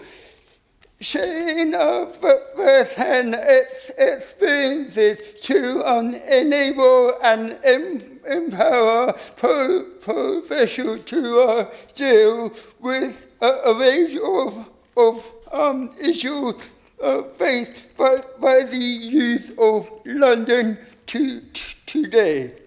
Parents are encouraged to be involved, providing information, advice, and guidance to other parents on the young people who are at risk or involved with gangs and serious youth violence.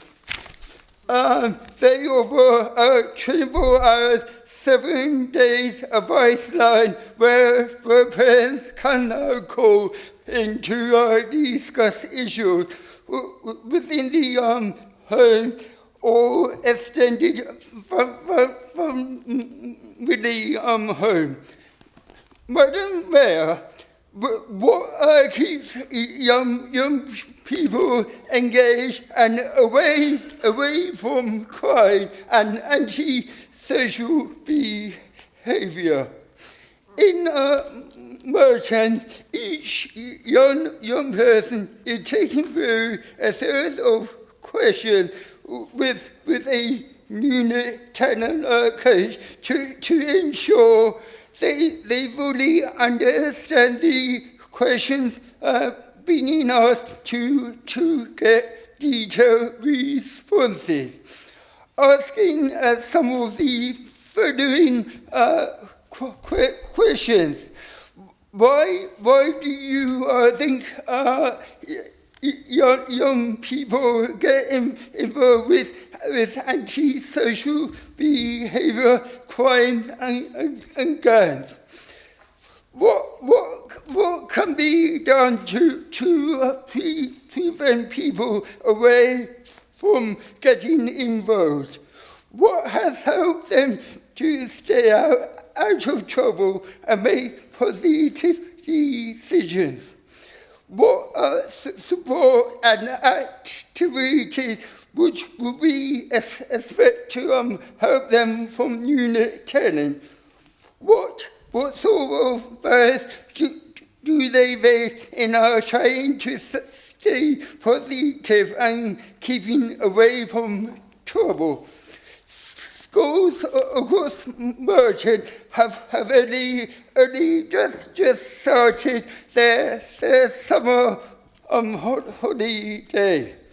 It is important that Merton is the environment and location where people hang out and enjoy life. There is a need for belonging to a group which is sometimes falling into the wrong crowd, or known as gangs. So positive guidance must be encouraged in young person life with support rather than peer pressure. Young people get involved with little knowledge and find it hard to get out. That's where unit talent come in and provide an excellent service to put young people in the right direction. My fellow councillors, please may I ask you all to support this spirit motion. Thank you, Madam Mayor.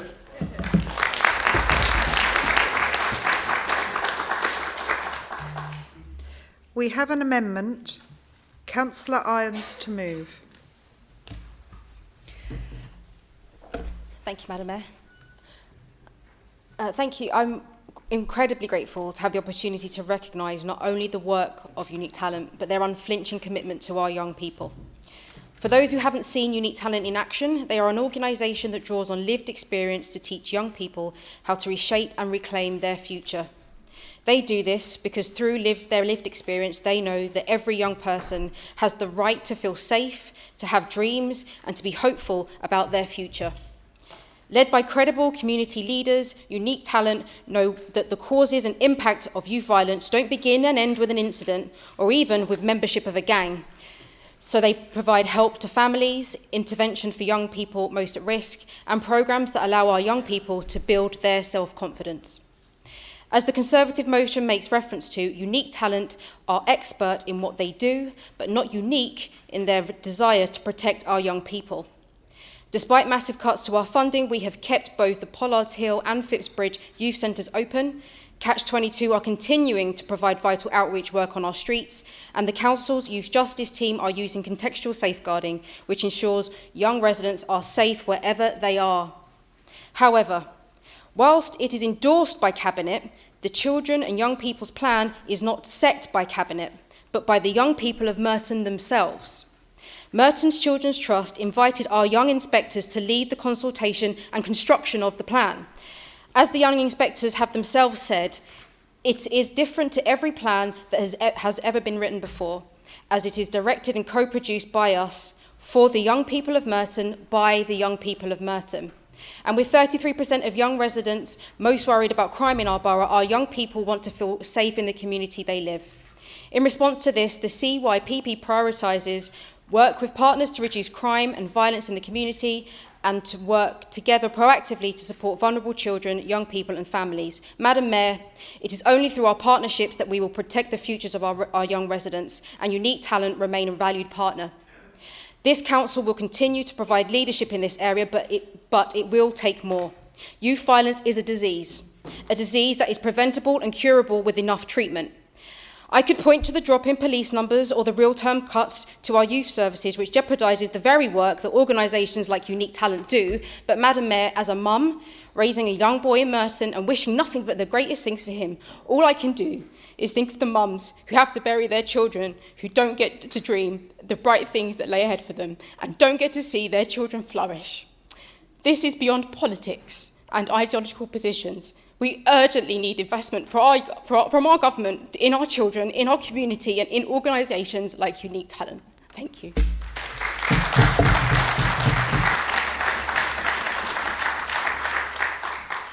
The amendment is being seconded by Councillor Henry. Thank you, Madam Mayor. I'm going to speak from my heart. I was a special constable for 10 years. I'd lived in Merton for 29 years. I fostered children. I volunteered in many services within Merton. And when I became a councillor, I was allocated in Pollard's Hill, and that really I'm glad for. The reason being, when I was a police officer, I worked within Merton, Kingston, and Sutton. And when we do get a call for Pollard's Hill, it used to be about 10 officers racing to Pollard's Hill. Now, it's different. Madam Mayor, in 2015, I met with Unique Talents. At the time, they were volunteering at Pollard's Hill Youth Centre. I watched them work with the children, the young people. But they not only work with young people, they work with the community, adults. The reason being, the word unique is unique. And the only way we get our children to a standard is work with the parents also. And that's what Unique Talent does. They work in schools, prisons, churches, and wherever they can go. They don't watch their time. They give it free at times. They work as community workers. They communicate with everyone they meet up with. Sometimes I've seen the CEO of Unique Talent in the street talking to residents and people they meet, not only children, but adults. At one stage in my ward, Pollard's Hill, when I talked to adults, they said, I'm scared. I'm scared of what? Young people standing on the corner in their woodies. At one stage I said, what is it if the young people should say we're scared of the adults standing in their hats? Because that's your choice of wearing either a hoodie or your hat. They laugh. But now, our young people in Pollard's Hill and in our borough of Merton have got a project, Unique Talent, that put everything out to support our young people so that they can live a comfortable lifestyle like anyone else. Most people in some of the areas that they work may not have lots of money, nor big houses, nor job, but just the communication and the togetherness and what Unique Talent put out to these young people, they can bring it home and expand on it so we can have a better community. The police in our Merton, as you know, we have the lowest crime rate. And thanks to a project, Unique Talents and others, that we can achieve what we are achieving now. Thank you.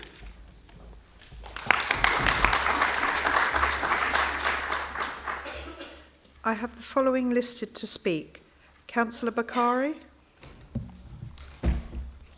As a founder of 2 mentoring charities, this really does affect me too. I'm going to speak from my heart too.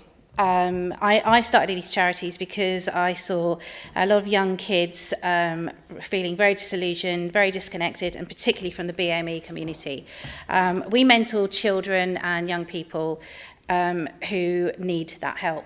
And being somebody who is involved with charity work, I can tell you it's actually pretty tough and difficult. So I really understand what Unique Talent are going through at the moment. And I really commend the fact that we're talking about them. I'm just a little bit saddened that we can't talk about what really is going to help Unique Talent. And that's missing from the Tory motion, and that's funding. That's the basis of it. We need more funding to help these charities and youth clubs. And I met Unique Talent with Councillor Natasha Irons. It was a brilliant day, a really inspiring day. And we hit it off. We talked about our joint approaches of how we want to help young people. And I had another chat with them again today. And at the end of the day, MOPAC is pulling out of their funding now. They don't have enough money to help Unique Talent.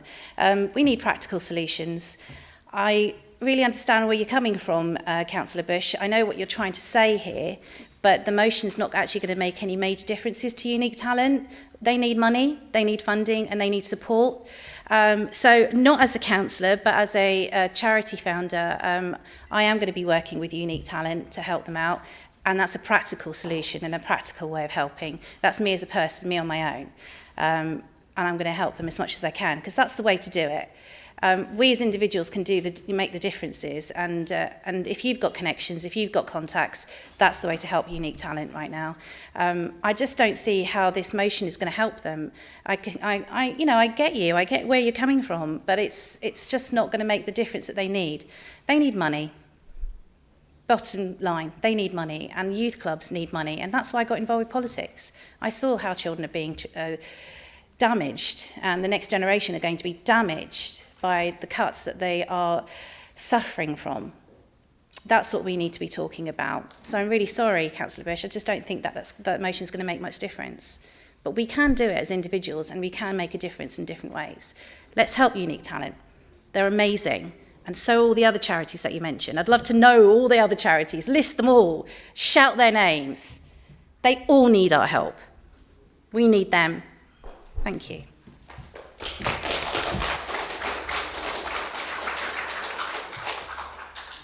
If there are no further speakers, Councillor Bush, do you wish to use your right of reply?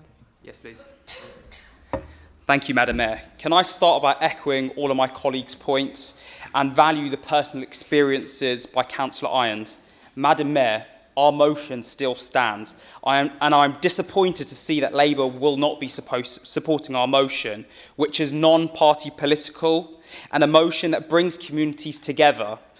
We're merely asking for the contribution of Unique Talent and not just for them to discuss with Merton Council.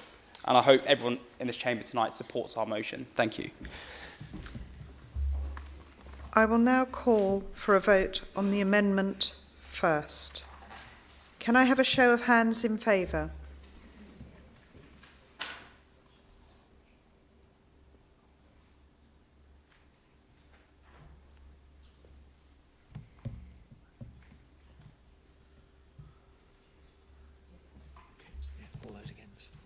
All those against? Those not voting. And those not voting.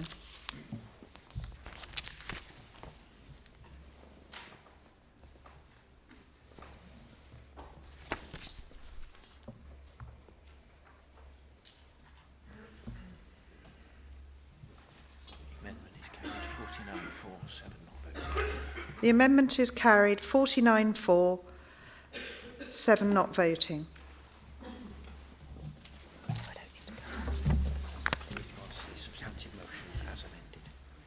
I now call for a vote on the substantive motion as amended. Can I have a show of hands in favour? Agreed. Agreed.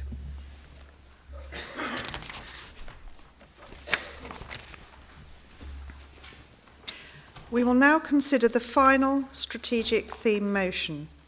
Councillor Fairclough, please present this motion. Thank you, Madam Mayor. I'm very pleased to propose this motion.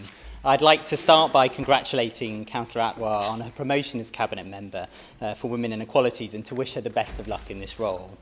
Madam Mayor, I was pleased to see a new Cabinet role created. It's a fresh start. It's an opportunity for Merton to bring more of a focus onto equality issues. A lot of the work that a council can do to build a stronger community is symbolic. It tells a story of acceptance and openness and provides opportunities for people to mix or talking points, a sense of belonging. And that's why the rainbow crossing on Broadway is important. It's why the Windrush events are important, or any other of a number of community events. It helps build the framework that allows people to openly live the lives they choose. But the council must also work behind the scenes to build trust, to make sure it gets things right, and that's the essence of our motion today. What we're seeking to do is actually to empower Councillor Atwar in her aim to see what's being done before working out what needs to be done, as she said. I'm sure councillors will agree, Madam Mayor, a local authority must act fairly in what we do, but real fairness doesn't mean treating the people exactly the same. That can be discriminatory too. We all have different needs, and different people need different support. Many of you will have heard of the public sector equality duty, which is what this motion is about. Local authorities must have due regard to the need to eliminate discrimination, to advance equality of opportunities and foster good relations. Now, the way local authorities evidence this is through equality impact assessments, or as Merton calls them, equality assessments. Done correctly, they support the decision-making process. Officers continuously consider whether any groups will be impacted unfairly by a decision and what, if anything, the council can do to stop that. It's quite simple, but it's important to get right.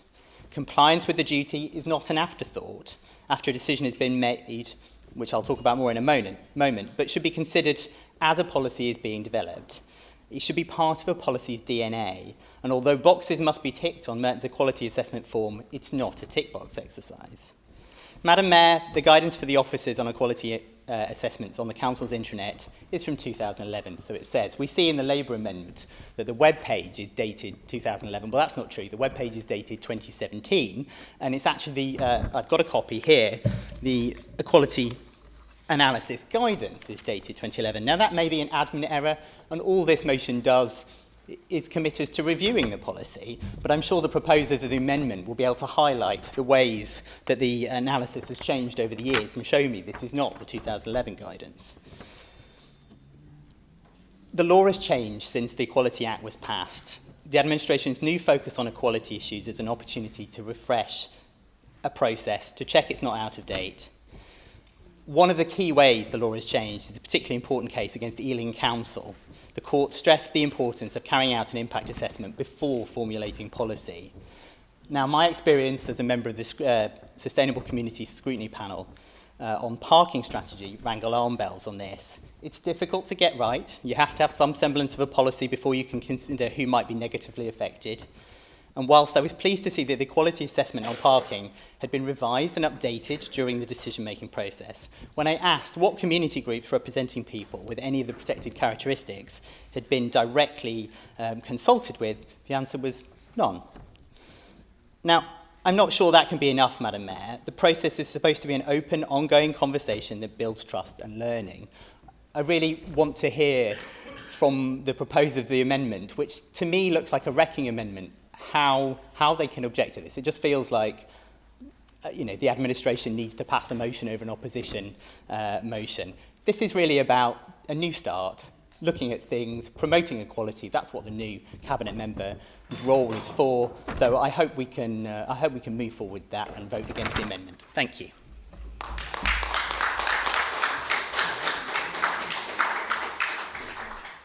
This has been seconded by Councillor Bakari. Up again. Thank you, Madam Mayor. We need to ensure that there is a strong sense that we are addressing inequalities in everything we do. It needs to be in the core of all policies and systems in Merton. And as I referred in my other speech, it's just not enough just to say all the great things that we're doing and list them all. We need to also make sure that we have clear strategies and systems in place that help us address the inequalities in detail. And as any teacher will tell you, there's no point in doing something unless you review, adapt and improve. Reflecting and checking what we do is vital if we are to be truly eradicating inequalities in our system and policies. We can't just say that everything will be okay, because it might not. We must ensure that if we are to eliminate discrimination, we must have thorough assessments. There's no point hoping for change. You need to make change happen. And I hope that you will pass this excellent motion.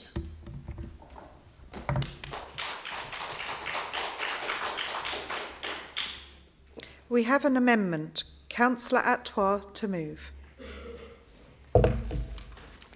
Right, thank you, Madam Mayor. The quality impact assessments are a vital element in drawing up policy and setting the budget. To this end, the senior leadership team have regular briefings and updates regarding equality impact, and I assure you its robustness is a key priority in my portfolio. Whilst we will always strive for better, I know that the current operational guidance is fit for purpose and it includes best practice. Ahead of the annual savings rounds, managers receive further detailed briefings as well as one-to-one coaching to support them through the process. I have requested that the slightly misleading information on the Council's intranet is properly and regularly updated to more effectively show this annual review of the guidance. I can assure the Chamber that this review takes place every year in order to continually know the best practice is being adhered to. The equality strategy includes the commitment to undertake equality analysis in our service planning process and is implemented through the introductions of all major policies and plans. I move the amendment. The amendment is being seconded by Councillor Allison. Thank you, Madam Mayor. And I just wanted to add too that I'm pleased to have this opportunity to point out that our equalities assessment processes are reviewed regularly, indeed annually. And the annual budget process that I oversee is also very long and comprehensive, and equalities assessments play an important though often overlooked role in that. But the fact of the matter is that when you are providing services to people from vulnerable groups and your funding is cut and you need to make savings, you have to make savings. But it is important that we know and understand the impact that those savings will have. Now, we don't go into politics to make savings.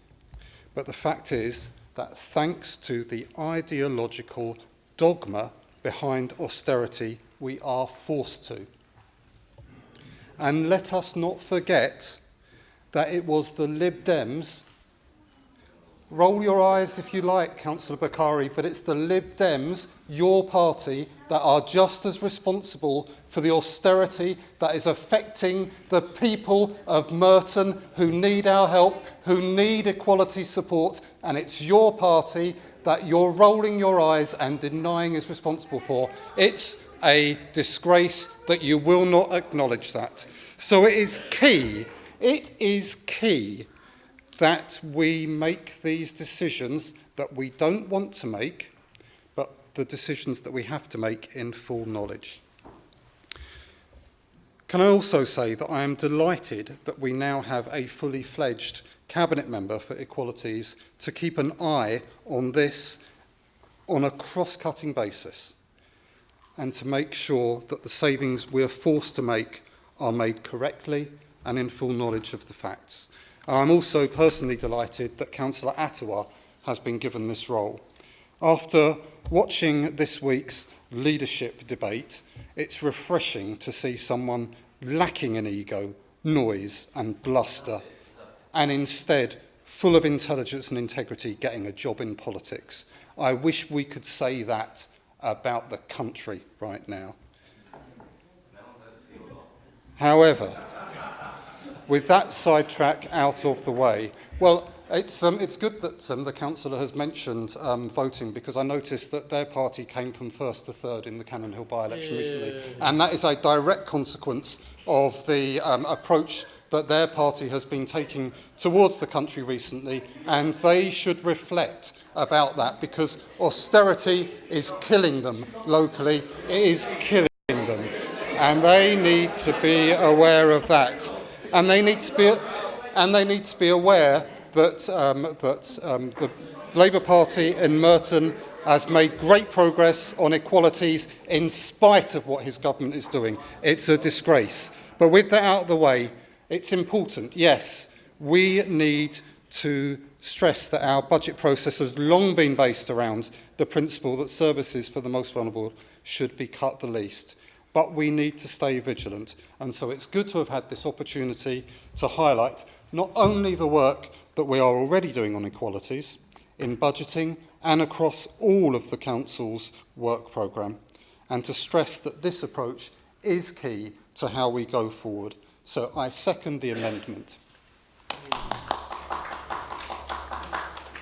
Can I remind you that speakers should be heard in silence, and please address your comments to the Mayor. I have the following listed to speak. Councillor Ormrod. Thank you, Madam Mayor. I'm choosing to pass.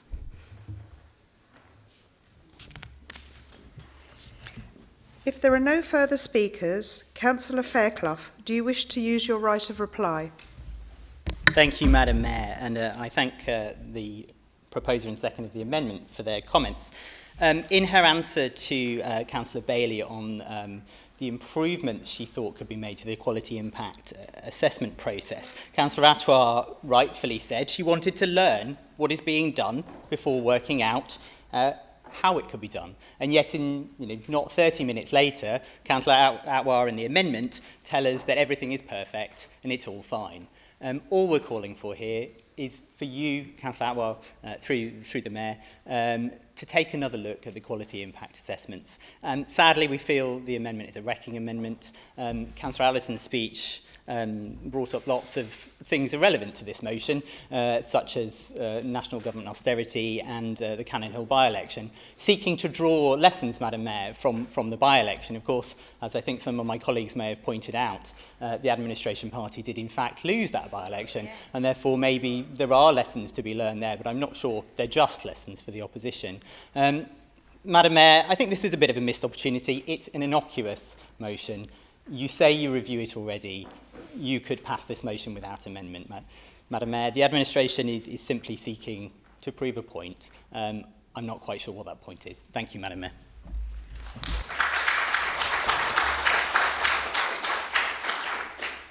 I will now call for a vote on the amendment first. Can I have a show of hands in favour?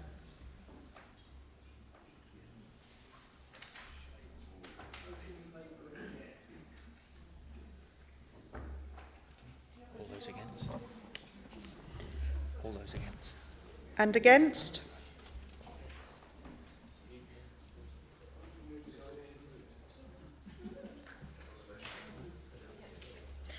And those not voting?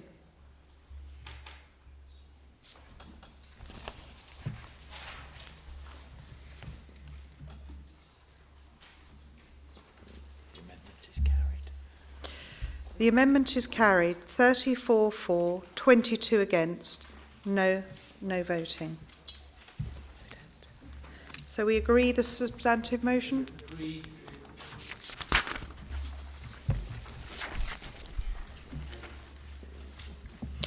Now the debate is finished, we'll move to a vote on the substantive report. Is the report agreed, or would you like a vote? Agreed.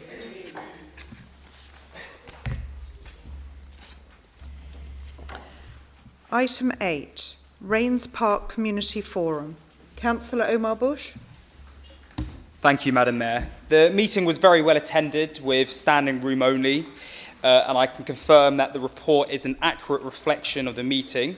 I'd like to personally thank Councillor Brunt, Councillor Draper and Councillor Welting for contributing in the discussions in the forum about the recent opening of Morley Park, waste collection and the parking charge hike. Thank you. Item 9, Wimbledon Community Forum. Councillor Holmes. Madam Mayor, thank you very much. Our forum had a section on parking charges and Councillor Byers attended. We had a presentation from the Wimbledon Member of Parliament, Stephen Hammond, and we also had briefing on the master plan, Wimbledon master plan, and then we had 2 other large reports which are attached to, which are an appendix to what I'm presenting this evening. Thanks, Madam Mayor. We now move on to notice of the Conservative motion. Councillor Holden, please move the motion. Thank you, Madam Mayor. Tonight I move the Conservative Group motion asking this Council to tell the Cabinet to abandon their ill-fated parking tax plans. Madam Mayor, it is apparent to members on this side that only the Conservatives are in favour of personal car ownership and freedom to choose which mode of transport to use and when, whereas the Labour administration seeks to impose a socialist system upon residents by forcing them out of their cars. That is indeed what the administration and the Labour Mayor of London wants.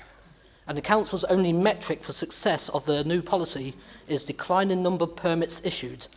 There are no measurable targets relating to air quality or public health metrics, which is bizarre, given that was the apparent reason for this tax. So, could the Cabinet member now tell us, for example, what is a target reduction in nitrogen oxide emissions? What reduction in particulate levels of PM10 and PM2.5, and by when? And what increase in physical activity rates will this tax bring about? And what does success look like? There are many others we could ask as well, but that will do as a starter for 4. The parking tax is pure discrimination, affecting residents in areas for the most part don't vote Labour. There is no substantive evidence that doing this will improve public health across all of Merton or help air quality. Your policy discriminates against the elderly, disabled and families with young children. There are a large number of older residents living in Wimbledon who rely on their carers and family visitors. Some still drive as well, and that helps them reduce their social isolation. These changes will make the lives of these residents much harder. Have you ever stopped to ask residents why they happen to have cars? I mean, I have. I've spoken to many people.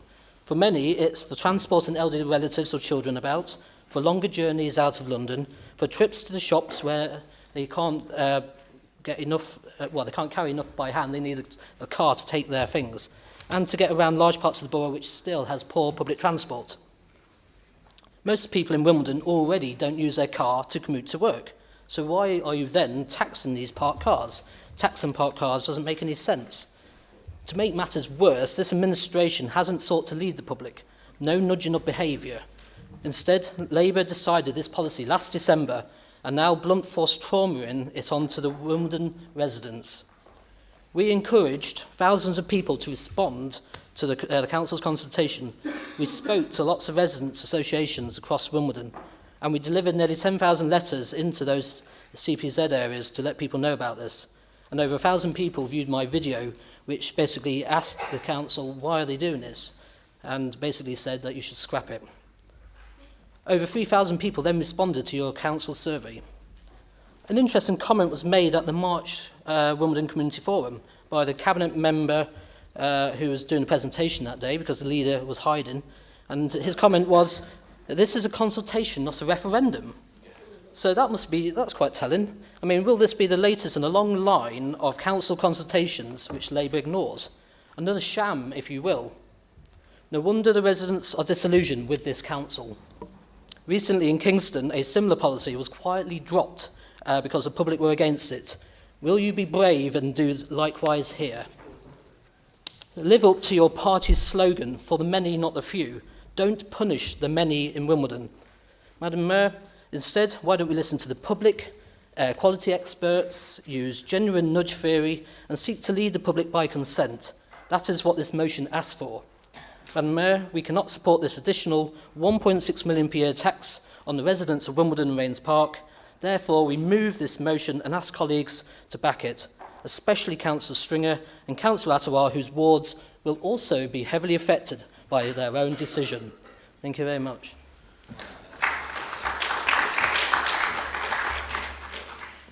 This, I believe, is being seconded by Councillor Gretton. I reserve the right to speak, Madam Mayor. We have two amendments and we will deal with them in the order they were submitted. Councillor Fairclough, please move your amendment. Thank you, Madam Mayor. This is a simple and I hope a friendly amendment to strengthen the Conservative motion. What we're seeking to do here is insert the evidence point and to make it clear why the current parking plan should be dropped and why alternatives should be looked at. We did feel that the motion on the agenda paper, the Conservative motion on the agenda paper, is worded in a way to make it more likely that the administration will reject it or seek to amend it. And we think that's a little bit self-defeating. So what we're seeking to do is add what we think is the nub of the issue, what the evidence is and whether this will work to improve air quality. Now, the logic of the administration's proposal is that they will deliver reduced car ownership and usage across the borough. That's the mechanism by which the proposals are supposed to lead to less air pollution. Now, the scrutiny panel that looked at these proposals in January asked for more evidence that this would work. And at the end of June, Madam Mayor, the plans came back. In scrutiny, we heard that the administration didn't know how many cars people would give up, nor how many fewer car trips there might be, or the ratio between the two. In scrutiny, we saw that the administration had to work really hard to find evidence of a link between parking charge increases and reduced car use. And in scrutiny, we were told that there was no specific evidence that increases in resident parking charges resulted in reduced car ownership. Madam Mayor, the Liberal Democrat group wants a policy that would improve air quality, and so the evidence needs to be looked at. So we support a rethink as imagined by the motion. We support cross-party involvement, but we have to know why we think it should be redone.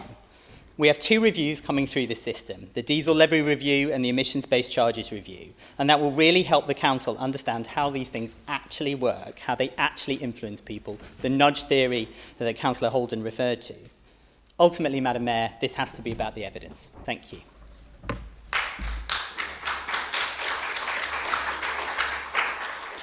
The amendment is being seconded by Councillor Kohler. I'll reserve my right. You have to speak now or not at all.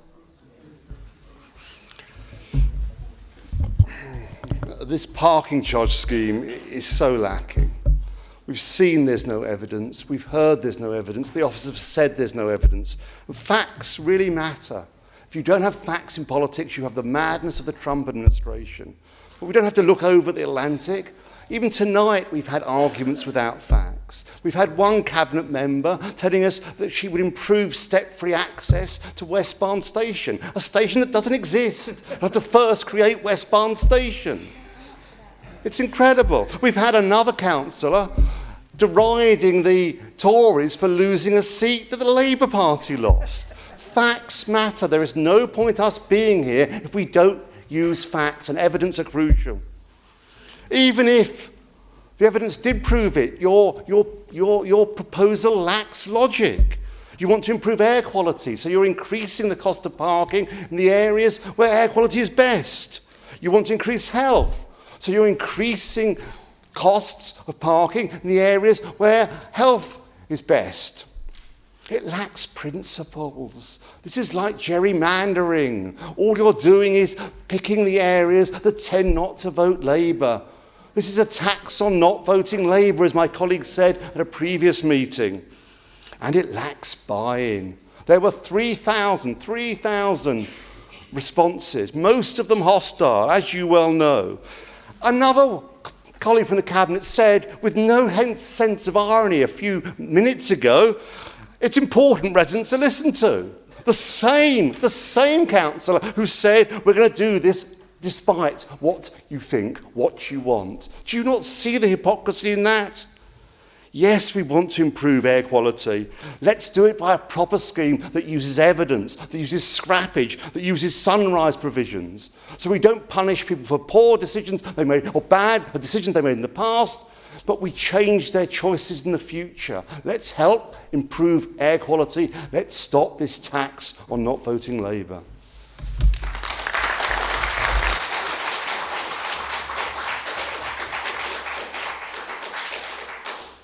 Councillor Gretton, do you wish to speak now or after the Second Amendment? After the Second Amendment, Madam Mayor, please. Thank you.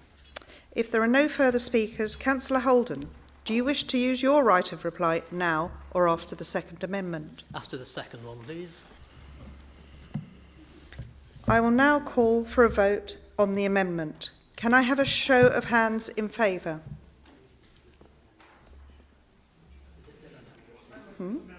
Lib Dem? It's the Lib Dem amendment. We have not heard the other one yet.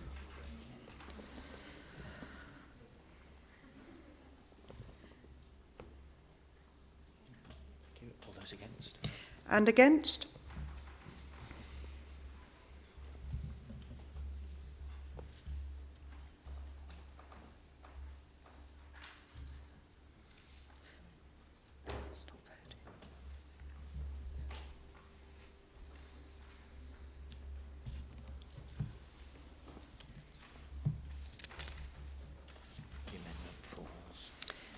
The amendment falls. 24 for, 31 against. Sorry, 25 for, 31 against.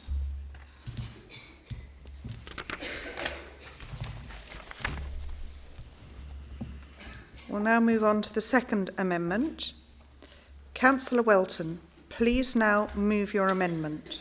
Thank you, Madam Mayor. I formally move the amendment. As a council, we have a responsibility to deliver cleaner local air at a time when the current situation has been described as a global public health emergency. In delivering a new air quality action plan that is ambitious in its terms and already demonstrates that we as an authority will use all powers available to us, not only to challenge and tackle this problem, but also to work towards delivering our legal responsibilities to protect the public. In doing this, we need to recognise that demand for parking and congestion cannot be a standalone issue. As a council, we have to create the stimulus to encourage less car use in the borough and build upon the work undertaken by the council. There are very few direct levers available to stimulate a change in driver behaviour, but I believe that the rationale behind the new parking charges is about giving people the opportunity to make difficult choices, taking into account our approach to public health, air quality and sustainable transport. As a borough, it's imperative that we work towards more active and sustainable transport modes, such as walking, cycling and public transport, but also considering the impact of vehicle emissions and congestion has on air quality and demand for curbside space, which form the backdrop of this policy. The environment is a key driver for health, with our new charging policies aiming to deliver reduced car ownership and usage across the borough, but encouraging more people to undertake alternative forms of active travel, but also, we hope, purchase fewer residence permits. We know that over 9,000 Londoners die of premature death through poor air quality. This issue has risen significantly in promises and importance, as shown by the cross-party climate change emergency motion later on tonight. Councils up and down the land are seeking new and bold solutions to what is a huge challenge. The Mayor of London, Sadiq Khan, has rightfully placed growth, healthy people and places as the central theme of his adopted transport strategy. Merton Council supports this strategy, and in particular the adoption of healthy street indicators when designing public realm improvements to make London streets healthier places where people can be encouraged to choose walking and cycling as their choice of travel. As a borough, we continue to exceed target and its legal objective for local air pollution, including nitrogen dioxide. The government, local authorities and policymakers are being continuously challenged around delivering their responsibility to reduce pollution and are often criticised for lack of action. As a council, we need to be bold and radical. Yes, this strategy proposes tough solutions, but if we are to be serious about the crisis facing us, then the time for talking is over, and we now need to pursue steps to reduce car dependency. We should be prepared to take those difficult decisions and encourage a step change in behaviour. No one likes higher charges, but if we fail to take action now, we will be failing the next generation that comes after us. I believe that the policy is the right way forward for us at Council, and amongst some of the chief rhetoric tonight of the opposition, this Council is prepared to tackle air pollution and level of emissions within Merton. I am always willing to work with the opposition, but it won't be at the sacrifice of residents living in this borough. They may not be prepared to take the necessary steps we are proposing, but we as an administration will. I ask Council tonight to support this reasoned Labour amendment and reject the opposition amendment. Thank you. The amendment is being seconded by Councillor Pritchard. Thank you, Madam Mayor. In light of Councillor Welton's clear explanation of the rationale behind the policy, I thought I'd turn my attention to the motion as presented and why it needed to be amended. I must confess I wasn't surprised to see that the Conservatives chose to say something on this policy. I knew they weren't fans of it. But I was slightly taken aback by the motion they actually went with. To explain, they may think it ill-advised and possibly even ill-fated, but I was somewhat surprised when they called it discriminatory, especially as they failed to define what the policy discriminates against. So I looked up the government definition of discrimination, and it was quite clear. This is what the government says on the matter. It is against the law to discriminate against anyone because of age, gender reassignment, being married in a civil partnership, being pregnant or on maternity leave, disability, race including colour, nationality, ethnic or national origin, religion or belief, sex or sexual orientation. Many people in the room would have heard of the protected characteristics. The 2010 Equality Act is quite clear on this. But as I can't see how any of these protected characteristics are discriminated against, and much of the most serious conversations tonight have been actually talking about real discrimination, I think in this instance their choice of word was indeed ill-advised or needed further clarification. As such, I feel it needed amending. The second point that caught my eye was their stated desire to establish a cross-party task group to look into this matter. As someone who sits on both the Sustainable Communities Committee and the Overview and Scrutiny Commission, I found this somewhat surprising. Because over the past 2 months, these two committees on which I sit, and of note, the signatories of the motion, Councillors Holden, Gretton and McLean also sit, have been deciding on which topics to do a cross-party task group, the very thing they're today asking for. And, Madam Mayor, never in one of the 4 meetings in which our work programme was discussed did any of these councillors suggest this policy as a topic for a cross-party task group. That, thanks to Merton TV, is a matter of public record. This includes in the Sustainable Communities Committee, which the night before this motion was submitted, dedicated a meeting to this very topic, and also during the last of the 4 meetings, which took place over a week after this motion was submitted. Now, this is either a symptom of either confusion or duplicity. So, I'll assume the former. So, with this confusion in mind, I support the second part of this amendment, leaving scrutiny to the Cross-Party Sustainable Communities Committee where it belongs. Thank you, Madam Mayor. Councillor Gretton. Thank you very much, Madam Mayor. Madam Mayor, I think it will do Councillor Pritchard and his colleagues extremely well if I can remind them all, and everyone in this chamber, Madam Mayor, of the stated objectives of the Cabinet when they decided to embark on this long process to review the parking charges and ramp them up for the residents of Wimbledon. And what they said right at the very beginning, they had 2 very clear objectives, Madam Mayor. The first objective was stated very, very clearly to improve the health of the borough as a whole, for the whole population. I don't know if they've forgotten that, Madam Mayor, but that was their number 1 sentence and objective. It seems to bear little resemblance to where we've got to today. The second objective, Madam Mayor, was equally clear. It said they wanted to improve the health inequalities and bring cleaner air to the residents of Mitcham and reduce the health inequalities between east and west. And that was the second very clear objective. Madam Mayor, over the last 12 months, I've got to know many of the excellent officers of this council. And what I know is they are absolutely professional, Madam Mayor, and they like to make proper, professional, evidence-based decisions backed up by data, Madam Mayor.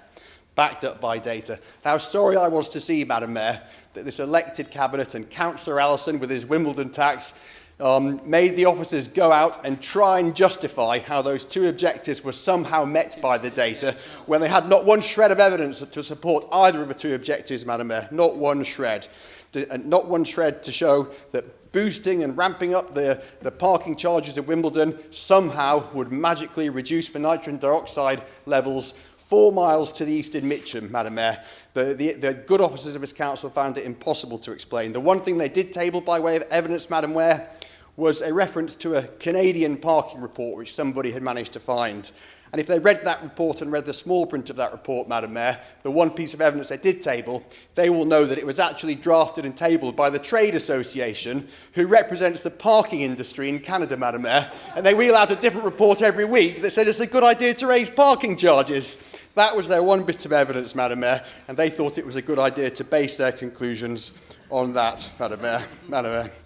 So, Madam Mayor, this is an extortionate parking tax on the residents of Wimbledon. And it's not the first time I've heard, Madam Mayor, a Wimbledon tax being put forward in this chamber. Only a few weeks ago, we heard from Councillor Kohler, Madam Mayor, and the Liberal Democrats party group. We heard their brand new policy. They also want a Wimbledon tax. It's a bit different from the parking Wimbledon tax. They wanted a Band H, higher banded value properties for Hillside, for Wimbledon Village, for Wimbledon Park. They want to ramp up the council tax in Wimbledon as well, Madam Mayor. That's their brand new policy, and it's a bit strange for them as well. That was their very clear policy, Madam Mayor. Not wanting to be outdone by their friends in Kingston Council, who of course have the highest council tax anywhere in London, Madam Mayor.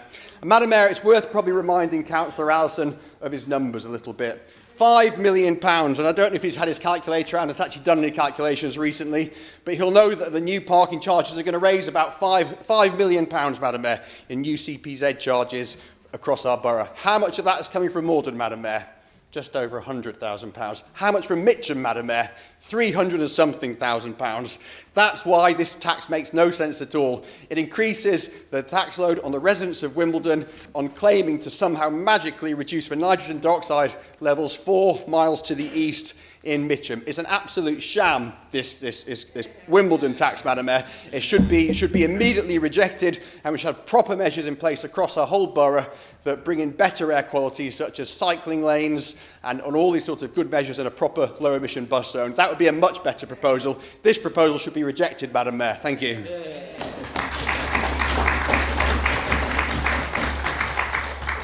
Councillor Holden? Yes, thank you, Madam Mayor. Well, I'm going to say something slightly positive about the Liberals. They actually backed our motion. We supported their amendment. It was quite sensible. But for Labour, though, they clearly love taxes. And I noticed that you mentioned you want to take bold and radical action. But it appears that bold and radical only applies to Wimbledon. I haven't seen anything which will actually be bold and radical in Mitcham, in Colliers Wood, in large parts of Morden, nothing at all. So why can't you be radical in those areas as well, where we know that air quality in most of those roads is on average worse than in Wimbledon?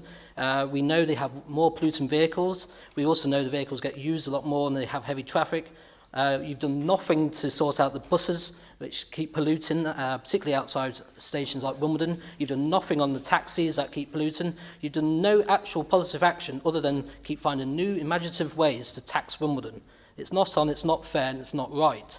As for Councillor Pritchard, he read out a load of protected characteristics. I think the first one he read out was age.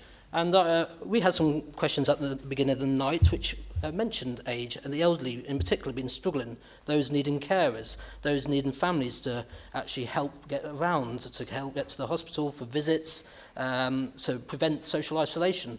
It sounds like to me that Councillor Pritchard wants the elderly to become more isolated, more unhealthy, and basically making their lives more of a misery. Is a tax on the elderly. So, you know, get your facts right.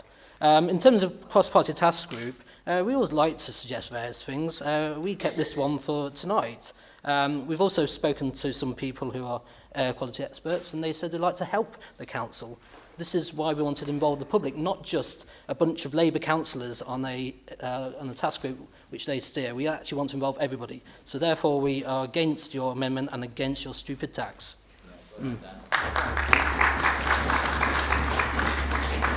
If there are no further speakers, I now call for a vote on the amendment. Can I have a show of hands in favour?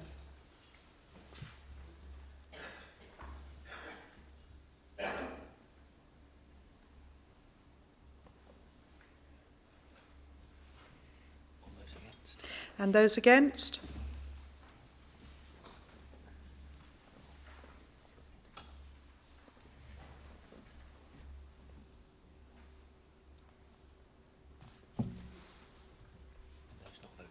And those not voting?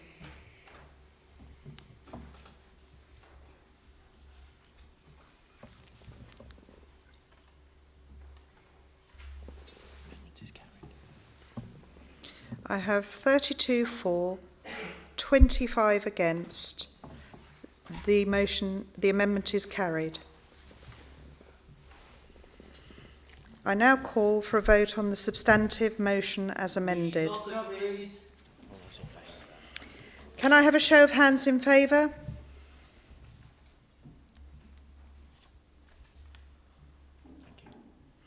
And against?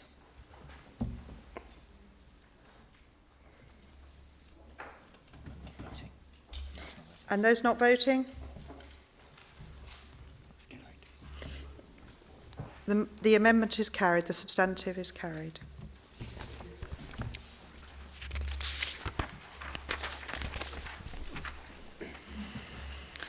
We now move on to the Liberal Democrat motion. Councillor Kohler, please move the motion. Madam Mayor, you don't need me to detail the sorry state this country is in, following the last Tory PM's foolish ploy to hold a referendum, the current Tory MP's foolhardy decision to lay down impossible red lines, and the next Tory PM, whoever he is, refusing to rule out a no-deal Brexit. But lest we're again criticised for straying into areas that shouldn't concern us as councillors, let me stress this motion is all about how our residents, our employees and our council will be severely damaged by a no-deal Brexit. From shortages of medicines to the loss of jobs, the inevitable recession to the huge hole in our public finances, a no-deal Brexit will profoundly harm this borough. Thankfully, our officers are doing their best to mitigate the problems. And the London Council's recently commended Merton, having a corporate officer task group leading on Brexit preparation. We received their most recent update at the November OSC, where it was noted, almost as an aside, because it seemed so remote, that a no-deal scenario would be the most difficult in terms of contingency planning because of the uncertainty. Unfortunately, the likelihood of that uncertainty has, with the expected coronation of the impecunious Mr. Johnson, become a lot more certain. And thus the time has come for an update, which is what we're trying to achieve in the final clause of this motion. As of the preceding clause, calling on both our MPs to use any parliamentary means to prevent a no-deal Brexit, can I begin by commending the Mitcham and Morden MP, Siobhan McDonough, who has conceded she made a mistake voting to trigger Article 50, has campaigned ever since for a people's vote, with, it must be noted, the unwavering support of our colleagues on the other side of the aisle. If only the same was true in my neck of the woods, be it in Wimbledon or on this side of the aisle. The chair of Wimbledon Constituency Labour Party is an avowed Lexiteer, whilst Momentum's parliamentary candidate, Jackie Schneider, has a long history of hostile tweets against the EU. As for the Conservatives, as a council group you are, of course, led by Councillor McLean, with whom I've always got on. But do you admit, Nick, you're a hard Brexiteer? Not all of you are, of course. Before you start quoting Stephen Hammond at me, let's examine his parliamentary record. In 18 votes since 2016, he has never voted to preserve the rights of EU nationals in the UK. Nor has he ever voted against the whip to rule out a no-deal Brexit, despite repeatedly telling constituents that he will do anything to prevent one, apart, it seems, from endangering his ministerial career. Even last night, Stephen Hammond voted against Dominic Grieve's successful amendment designed to stop a Prime Minister Johnson proroguing Parliament. This is shameful stuff. It's time Mr Hammond lived up to his rhetoric, and I call upon every Tory councillor in this chamber who is not a hard Brexiteer to join us in voting for this motion. Thank you, Madam Mayor.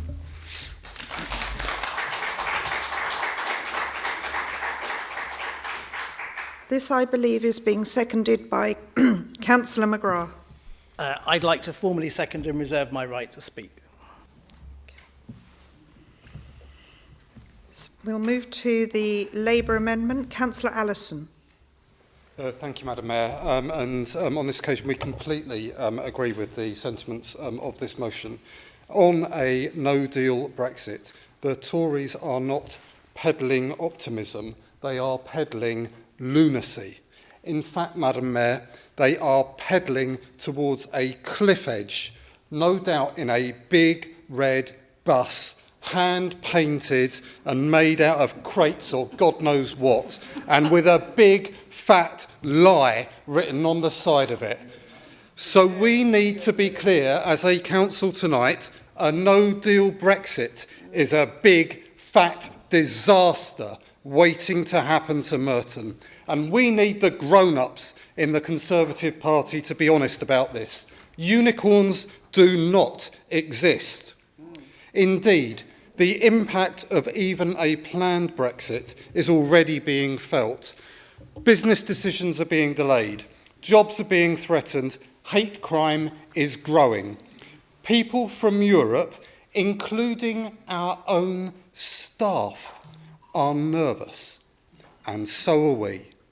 However, I have to say the impact on Merton and on the country of a no-deal Brexit will be even worse. So we agree with the Lib Dems. We need to prepare, and yes, we are happy to come here in September with an update. But I have to say that it will not be possible to stand here and provide much reassurance. If Brexit goes ahead without a negotiated deal, it will not be a happy report. Councils will struggle to do their work. Many of us do not even believe it's possible for a negotiated deal to put jobs first.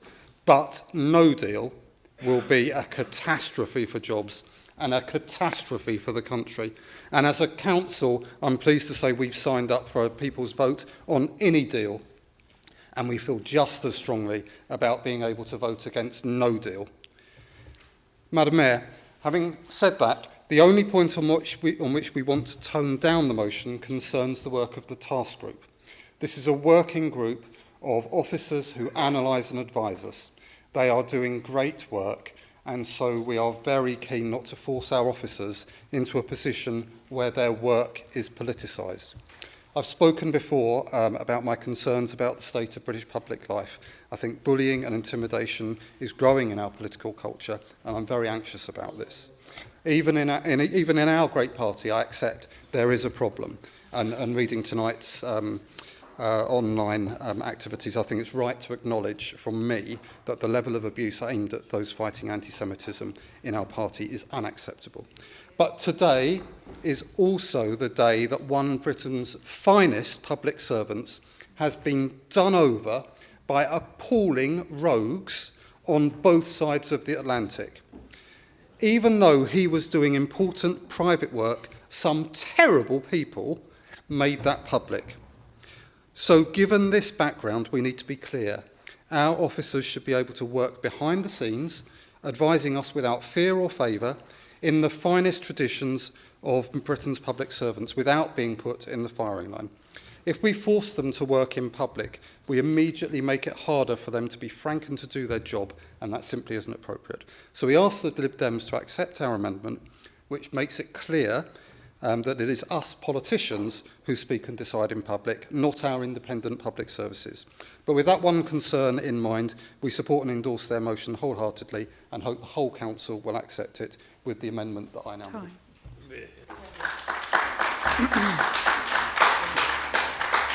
The amendment is being seconded by Councillor Butler. Thank you, Madam Mayor. I just wanted to take this opportunity to add to the eloquent notes against no-deal Brexit that people in my area of Abbey Ward are completely against. It's the last thing they want, and it's the last thing that a lot of people in Wimbledon want. It would, as we've heard already, be disastrous for people in my area.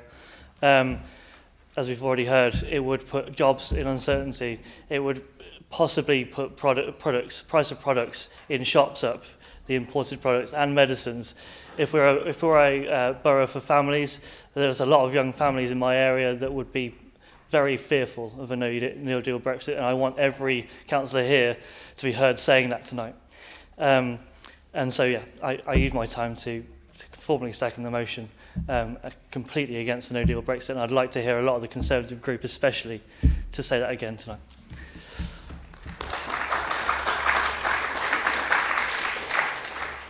I have the following listed to speak. Councillor McLean. Madam Mayor, it is well known how I voted in the referendum, and I am proud of that. But across my group, and indeed this chamber, there is a wide spectrum of views, many very different to my own, and many the same, all held with equal pride that we voted the right way.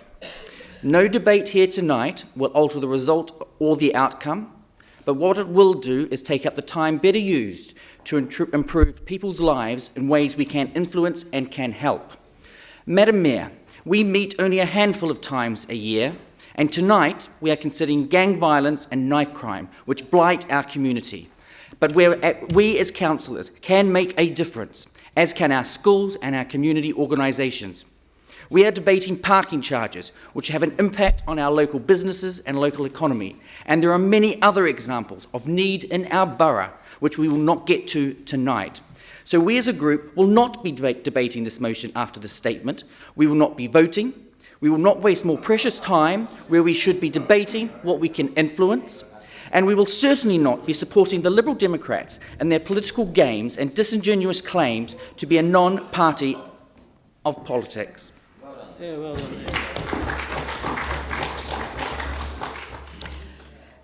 Councillor McGrath. Madam Mayor, well, just to come back on that point, I don't think the Lib Dems have ever claimed to be a non-party. We're very proud of our party and its long history. Madam Mayor, a no-deal Brexit would cause huge disruption and damage to our economy. It would be a calamitous outcome. Now, those aren't my words. They're the words of Stephen Hammond, who went on to say that he feels it's his moral duty to stop a no-deal Brexit. I only wish that his voting record actually reflected that desire. It certainly didn't last night, and it hasn't in other occasions, as my colleague has spoken. Madam Mayor, it was very good to hear strong support from Labour councillors from this motion. But what we really need, despite the previous comments, is from Conservative councillors to send Mr Hammond a message. Now, I know that many of them sitting here know perfectly well that a no-deal Brexit would be a disaster for our country and for our borough. You only have to walk around Dundonald Ward and talk to the many people that work in financial services, for example, who simply will not be able to trade with our EU current partners if a no-deal Brexit goes through. Simply knocking on doors, something I recommend to some of our fellow Conservative, some of our fellow councillors. But so I would ask those Conservatives who actually know perfectly well how disastrous no deal would be to have some courage, to risk deselection by the Brexiteers and the Tory party and vote tonight the way that they know is right.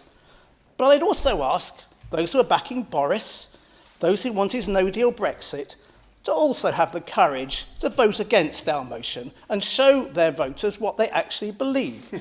If, like Jeremy Hunt, they think it's okay to say to residents in their wards when they lose their jobs because their companies have gone bust after a no-deal Brexit, sorry, that sacrifice is necessary. Then have the courage to vote for that and let people see what you're voting for. Madam Mayor, we all know that a no-deal Brexit would be a unique peacetime disaster, a unique self-inflicted peacetime disaster. Let's use any influence we have to try and stop it and to vote for this motion, please. Thank you.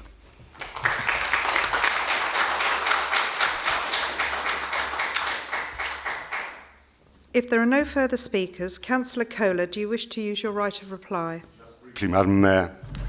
What I would say to the Tory councillors is you can change your mind. I realise you've agreed to abstain simply to hold some vague notion of unity when we all know you're not united.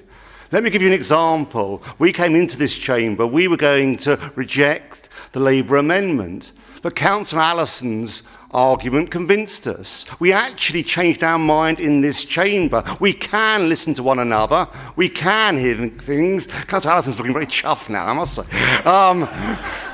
You can, and you too can change your mind. Those of you who believe in no deal, as I know some of you do, vote for it. Those who know it will be a disaster, vote for it. Show some courage. This is an important issue, a really important issue. Please vote. Do not abstain, do not duck such a big question. Thank you.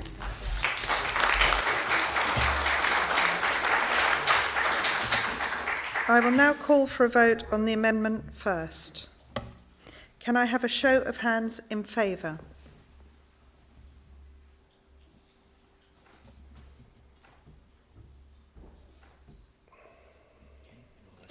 And against? And those not voting?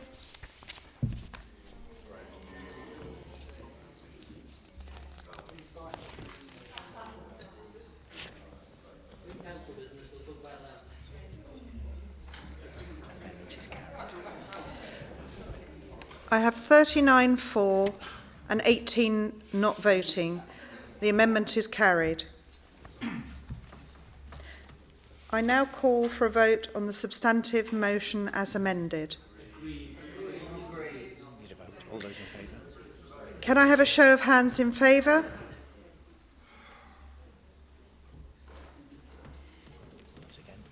And all those against?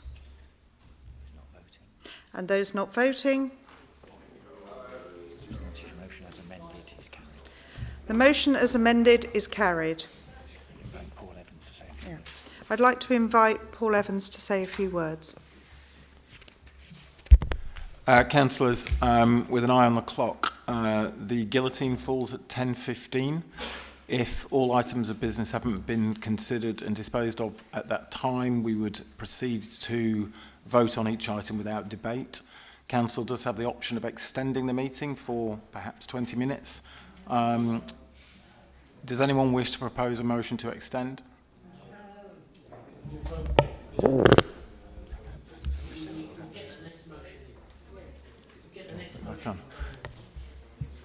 So when it gets to 10:15, any items of business that we're either in the middle of debating or that we've not debated, we will, in order, go to each item of business without any debate. Right. Cross-party motion. Councillor Byers, please move the motion. Thank you, Madam Mayor. I'm very pleased to formally move this cross-party motion. Madam Mayor, no one can be in any doubt about the very real and existential threat that climate change poses for our planet, nor of the severity of the problem. Whilst not a new phenomenon, we have perhaps now reached the precipice where action is demanded from all those in a position to make a difference. That this motion has cross-party support and was signed by the 4 group leaders is testament to the willingness of this council to act collectively and play its part. The question, therefore, is not whether to act, but how to do so. Madam Mayor, this motion, in and of itself, will not reduce our emissions. It is a declaration of intent and it demonstrates a willingness to lead, but it is only the starting point. The motion provides a framework on which a subsequent action plan will be developed, and it is that action plan that will map the way forward towards carbon neutrality. The targets proposed have rightly been challenged by some, who ask whether they adequately reflect the severity of the problem. That is a legitimate challenge, Madam Mayor, and I would expect that process to continue throughout the development of the action plan. To my mind, however, the targets proposed achieve the right balance between ambition and pragmatism, ensuring that the motion, while still challenging, is meaningful. Madam Mayor, I fully accept the Council has an integral role to play, which is why we have an explicit target of 2030 for the Council to reduce its own carbon emissions. This is an extremely challenging target in itself, requiring us to look at in-house services, outsourced services, investments, buildings, and transport.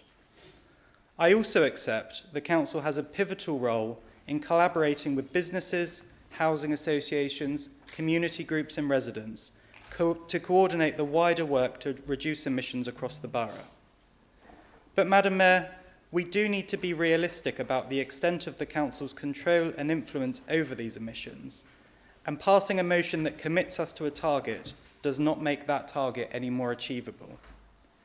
Because the scale of the challenge, Madam Mayor, is almost unprecedented. Nearly 98% of emissions in the borough comes from the buildings we live and work in, of which the Council controls less than 1%, and the vehicles that we drive. It is estimated that transforming our homes and energy supplies and changing the way we travel will collectively cost the borough between £40 million and £70 million per year, every year to 2050, a cumulative cost of £2.2 billion. Madam Mayor, the 2050 date for borough-wide carbon neutrality represents, if colleagues will forgive the phrase, the backstop. As the motion makes clear, we would hope to achieve this significantly sooner, but doing so will require a concerted effort not only of the Council and of all those who live and work in the borough, but of the government through legislation and capital investment.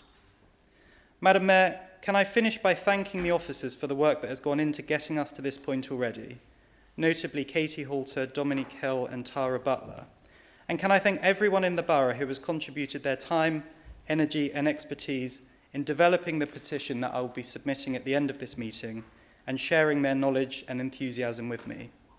I'd like to particularly thank Pippa Maslin, and I look forward to working closely with her and others in the coming months.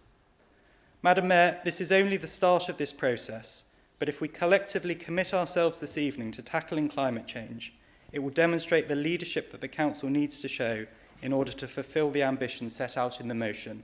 I formally move.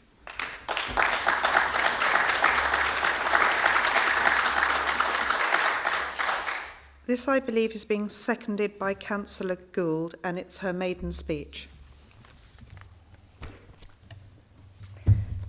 Thank you, Madam Mayor. I feel honoured and proud to represent the residents of Cannon Hill Ward. I became involved in politics as I, like many others, want to be a voice for those that cannot be heard. For the children who want a safe place to cross the road, for women escaping domestic violence, and for an environment free from fossil fuels, and for the people who want a halt to Brexit. As a female politician, I aim to inspire more women to come forward so that Merton Council is a true reflection of our community. Like me, for a while, many residents have felt uncertain of their political allegiance, let down by the two main parties, and unsure of who spoke for them. But over 1,000 residents made their choice in the Cannon Hill by-election on the 20th of June to identify with the Liberal Democrats, who want to remain in Europe, who will not agree to a no-deal Brexit and support a people's vote, a party that does not support the Heathrow expansion and recognises a climate emergency. As a Liberal Democrat, I am proud to support and second this urgent cross-party climate emergency motion to work towards the Council being carbon neutral by 2030, but only through education, political and cultural change with government, investment and working cross-party will we achieve the necessary net zero carbon emissions across the borough by 2030. These changes do not all have to cost the earth. For example, stop food wastage, reduce meat and dairy consumption, ensure our buildings are energy efficient, walk and cycle whenever possible. These measures would all help to reduce emissions. Morden Park, with its beautiful flower meadow, cherry wood and Cannon Hill Common, must remain protected, even the scrubby bits, as all green spaces act as a natural carbon sink. The natural environment is a vital habitat for wildlife and good for our own mental well-being too. Some years ago, Council leader Alan Brittis knocked on my door and asked if I had any issues with the council. And I did. I can remember asking you, how do you become a councillor? And, well, now I know. I still have a few issues I need to talk to you about. The repeated message I've heard from the residents in Cannon Hill is that the council isn't listening. Community matters. It is the glue that holds society together. We need less of a business-like approach and instead a compassionate, people-based one with empathy and understanding to build and support community, old and young, to protect and maintain the community facilities, play areas, football pitches and tennis courts, keeping them free so opportunities are there for all to access. Merton Bowls Club and Endeavour Club have no funding from the council but remain open and provide a vital service in our ward and deserve recognition for their efforts. I am committed to working hard for my residents so they have a healthier, cleaner and safer place to live, work and play. By working together, we really will have a fresh start for Cannon Hill. Thank you.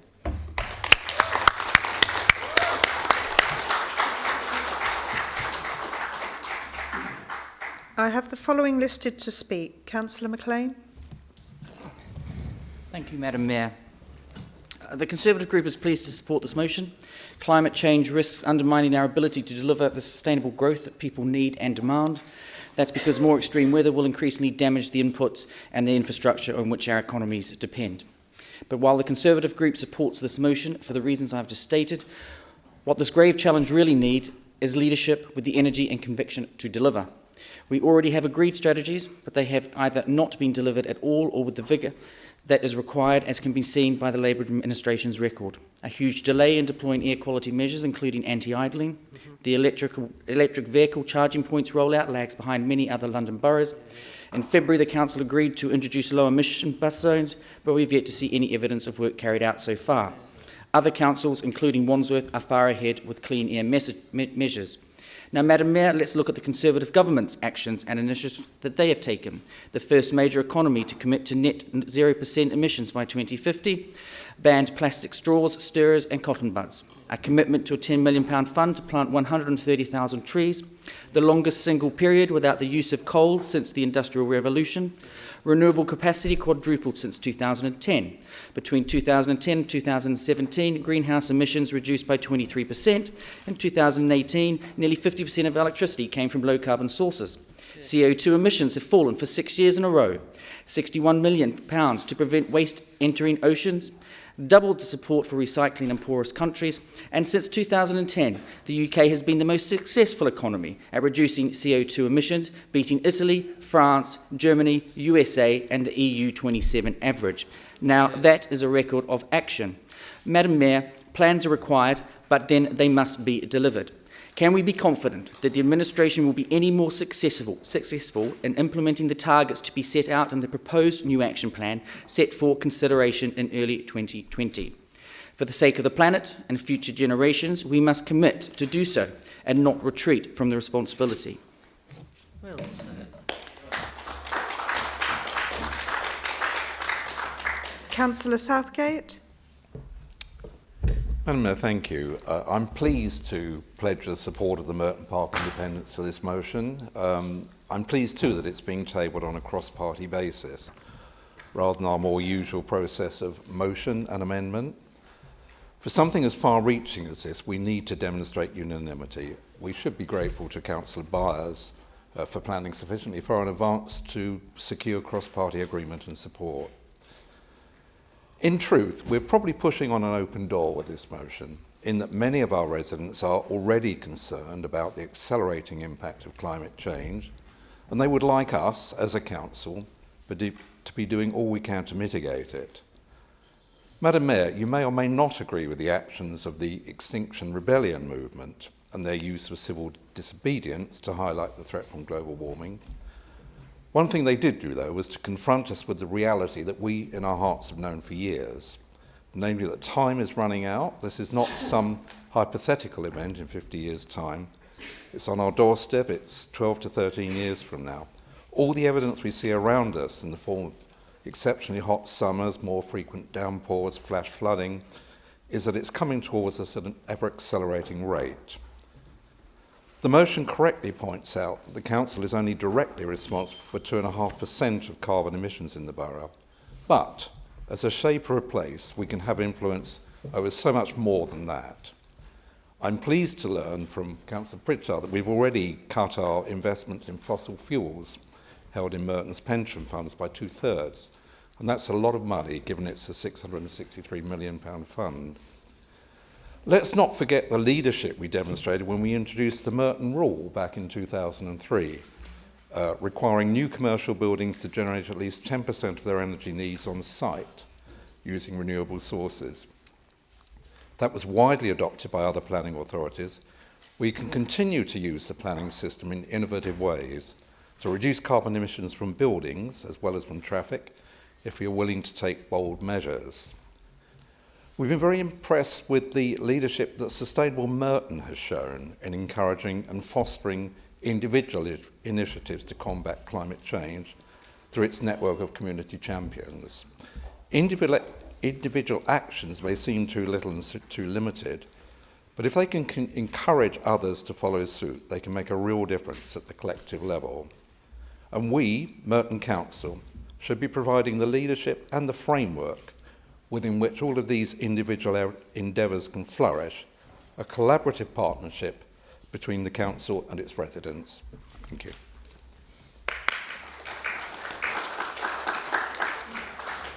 Councillor Quilliam.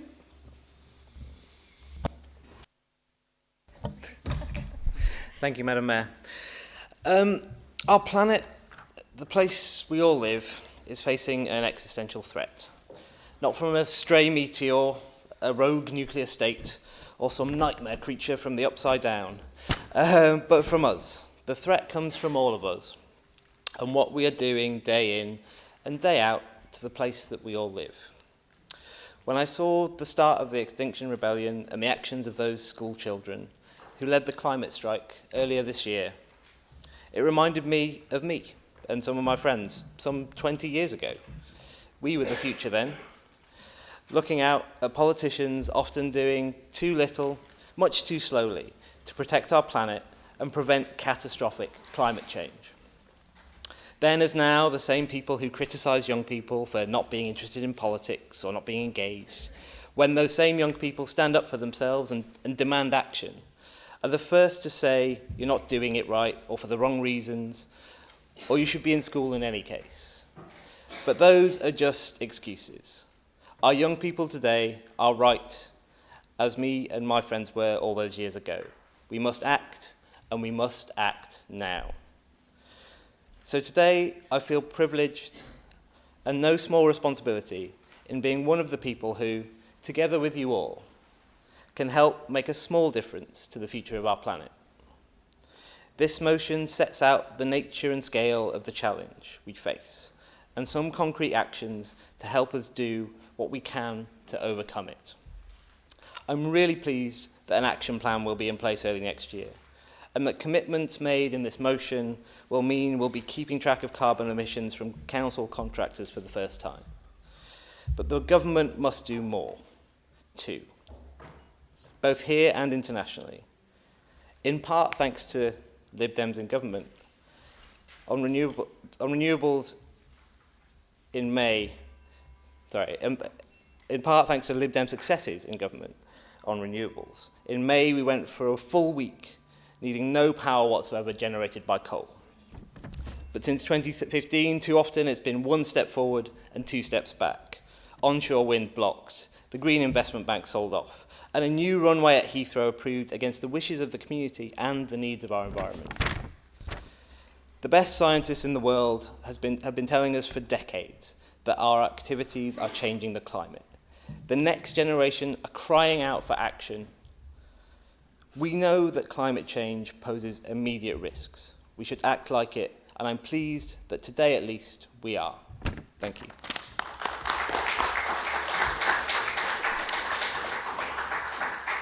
The guillotine has fallen, so we will take this as agreed.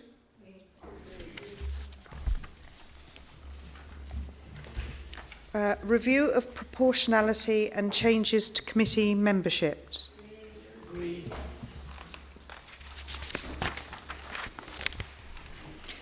Overview and scrutiny annual report.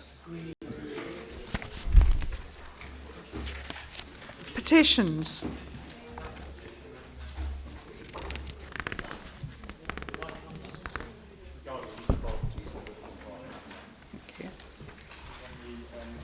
Climate emergency, which is 2,168.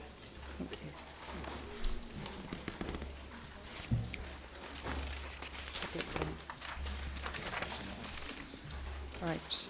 And now we have the urgent item, recruitment of Assistant Director, Governance and Monitoring Officer. Business for the next ordinary meeting of the Council on the 18th of September. It would be as sustainable communities with a focus on enforcement, Madam. With no further business, I declare this meeting of the Council closed.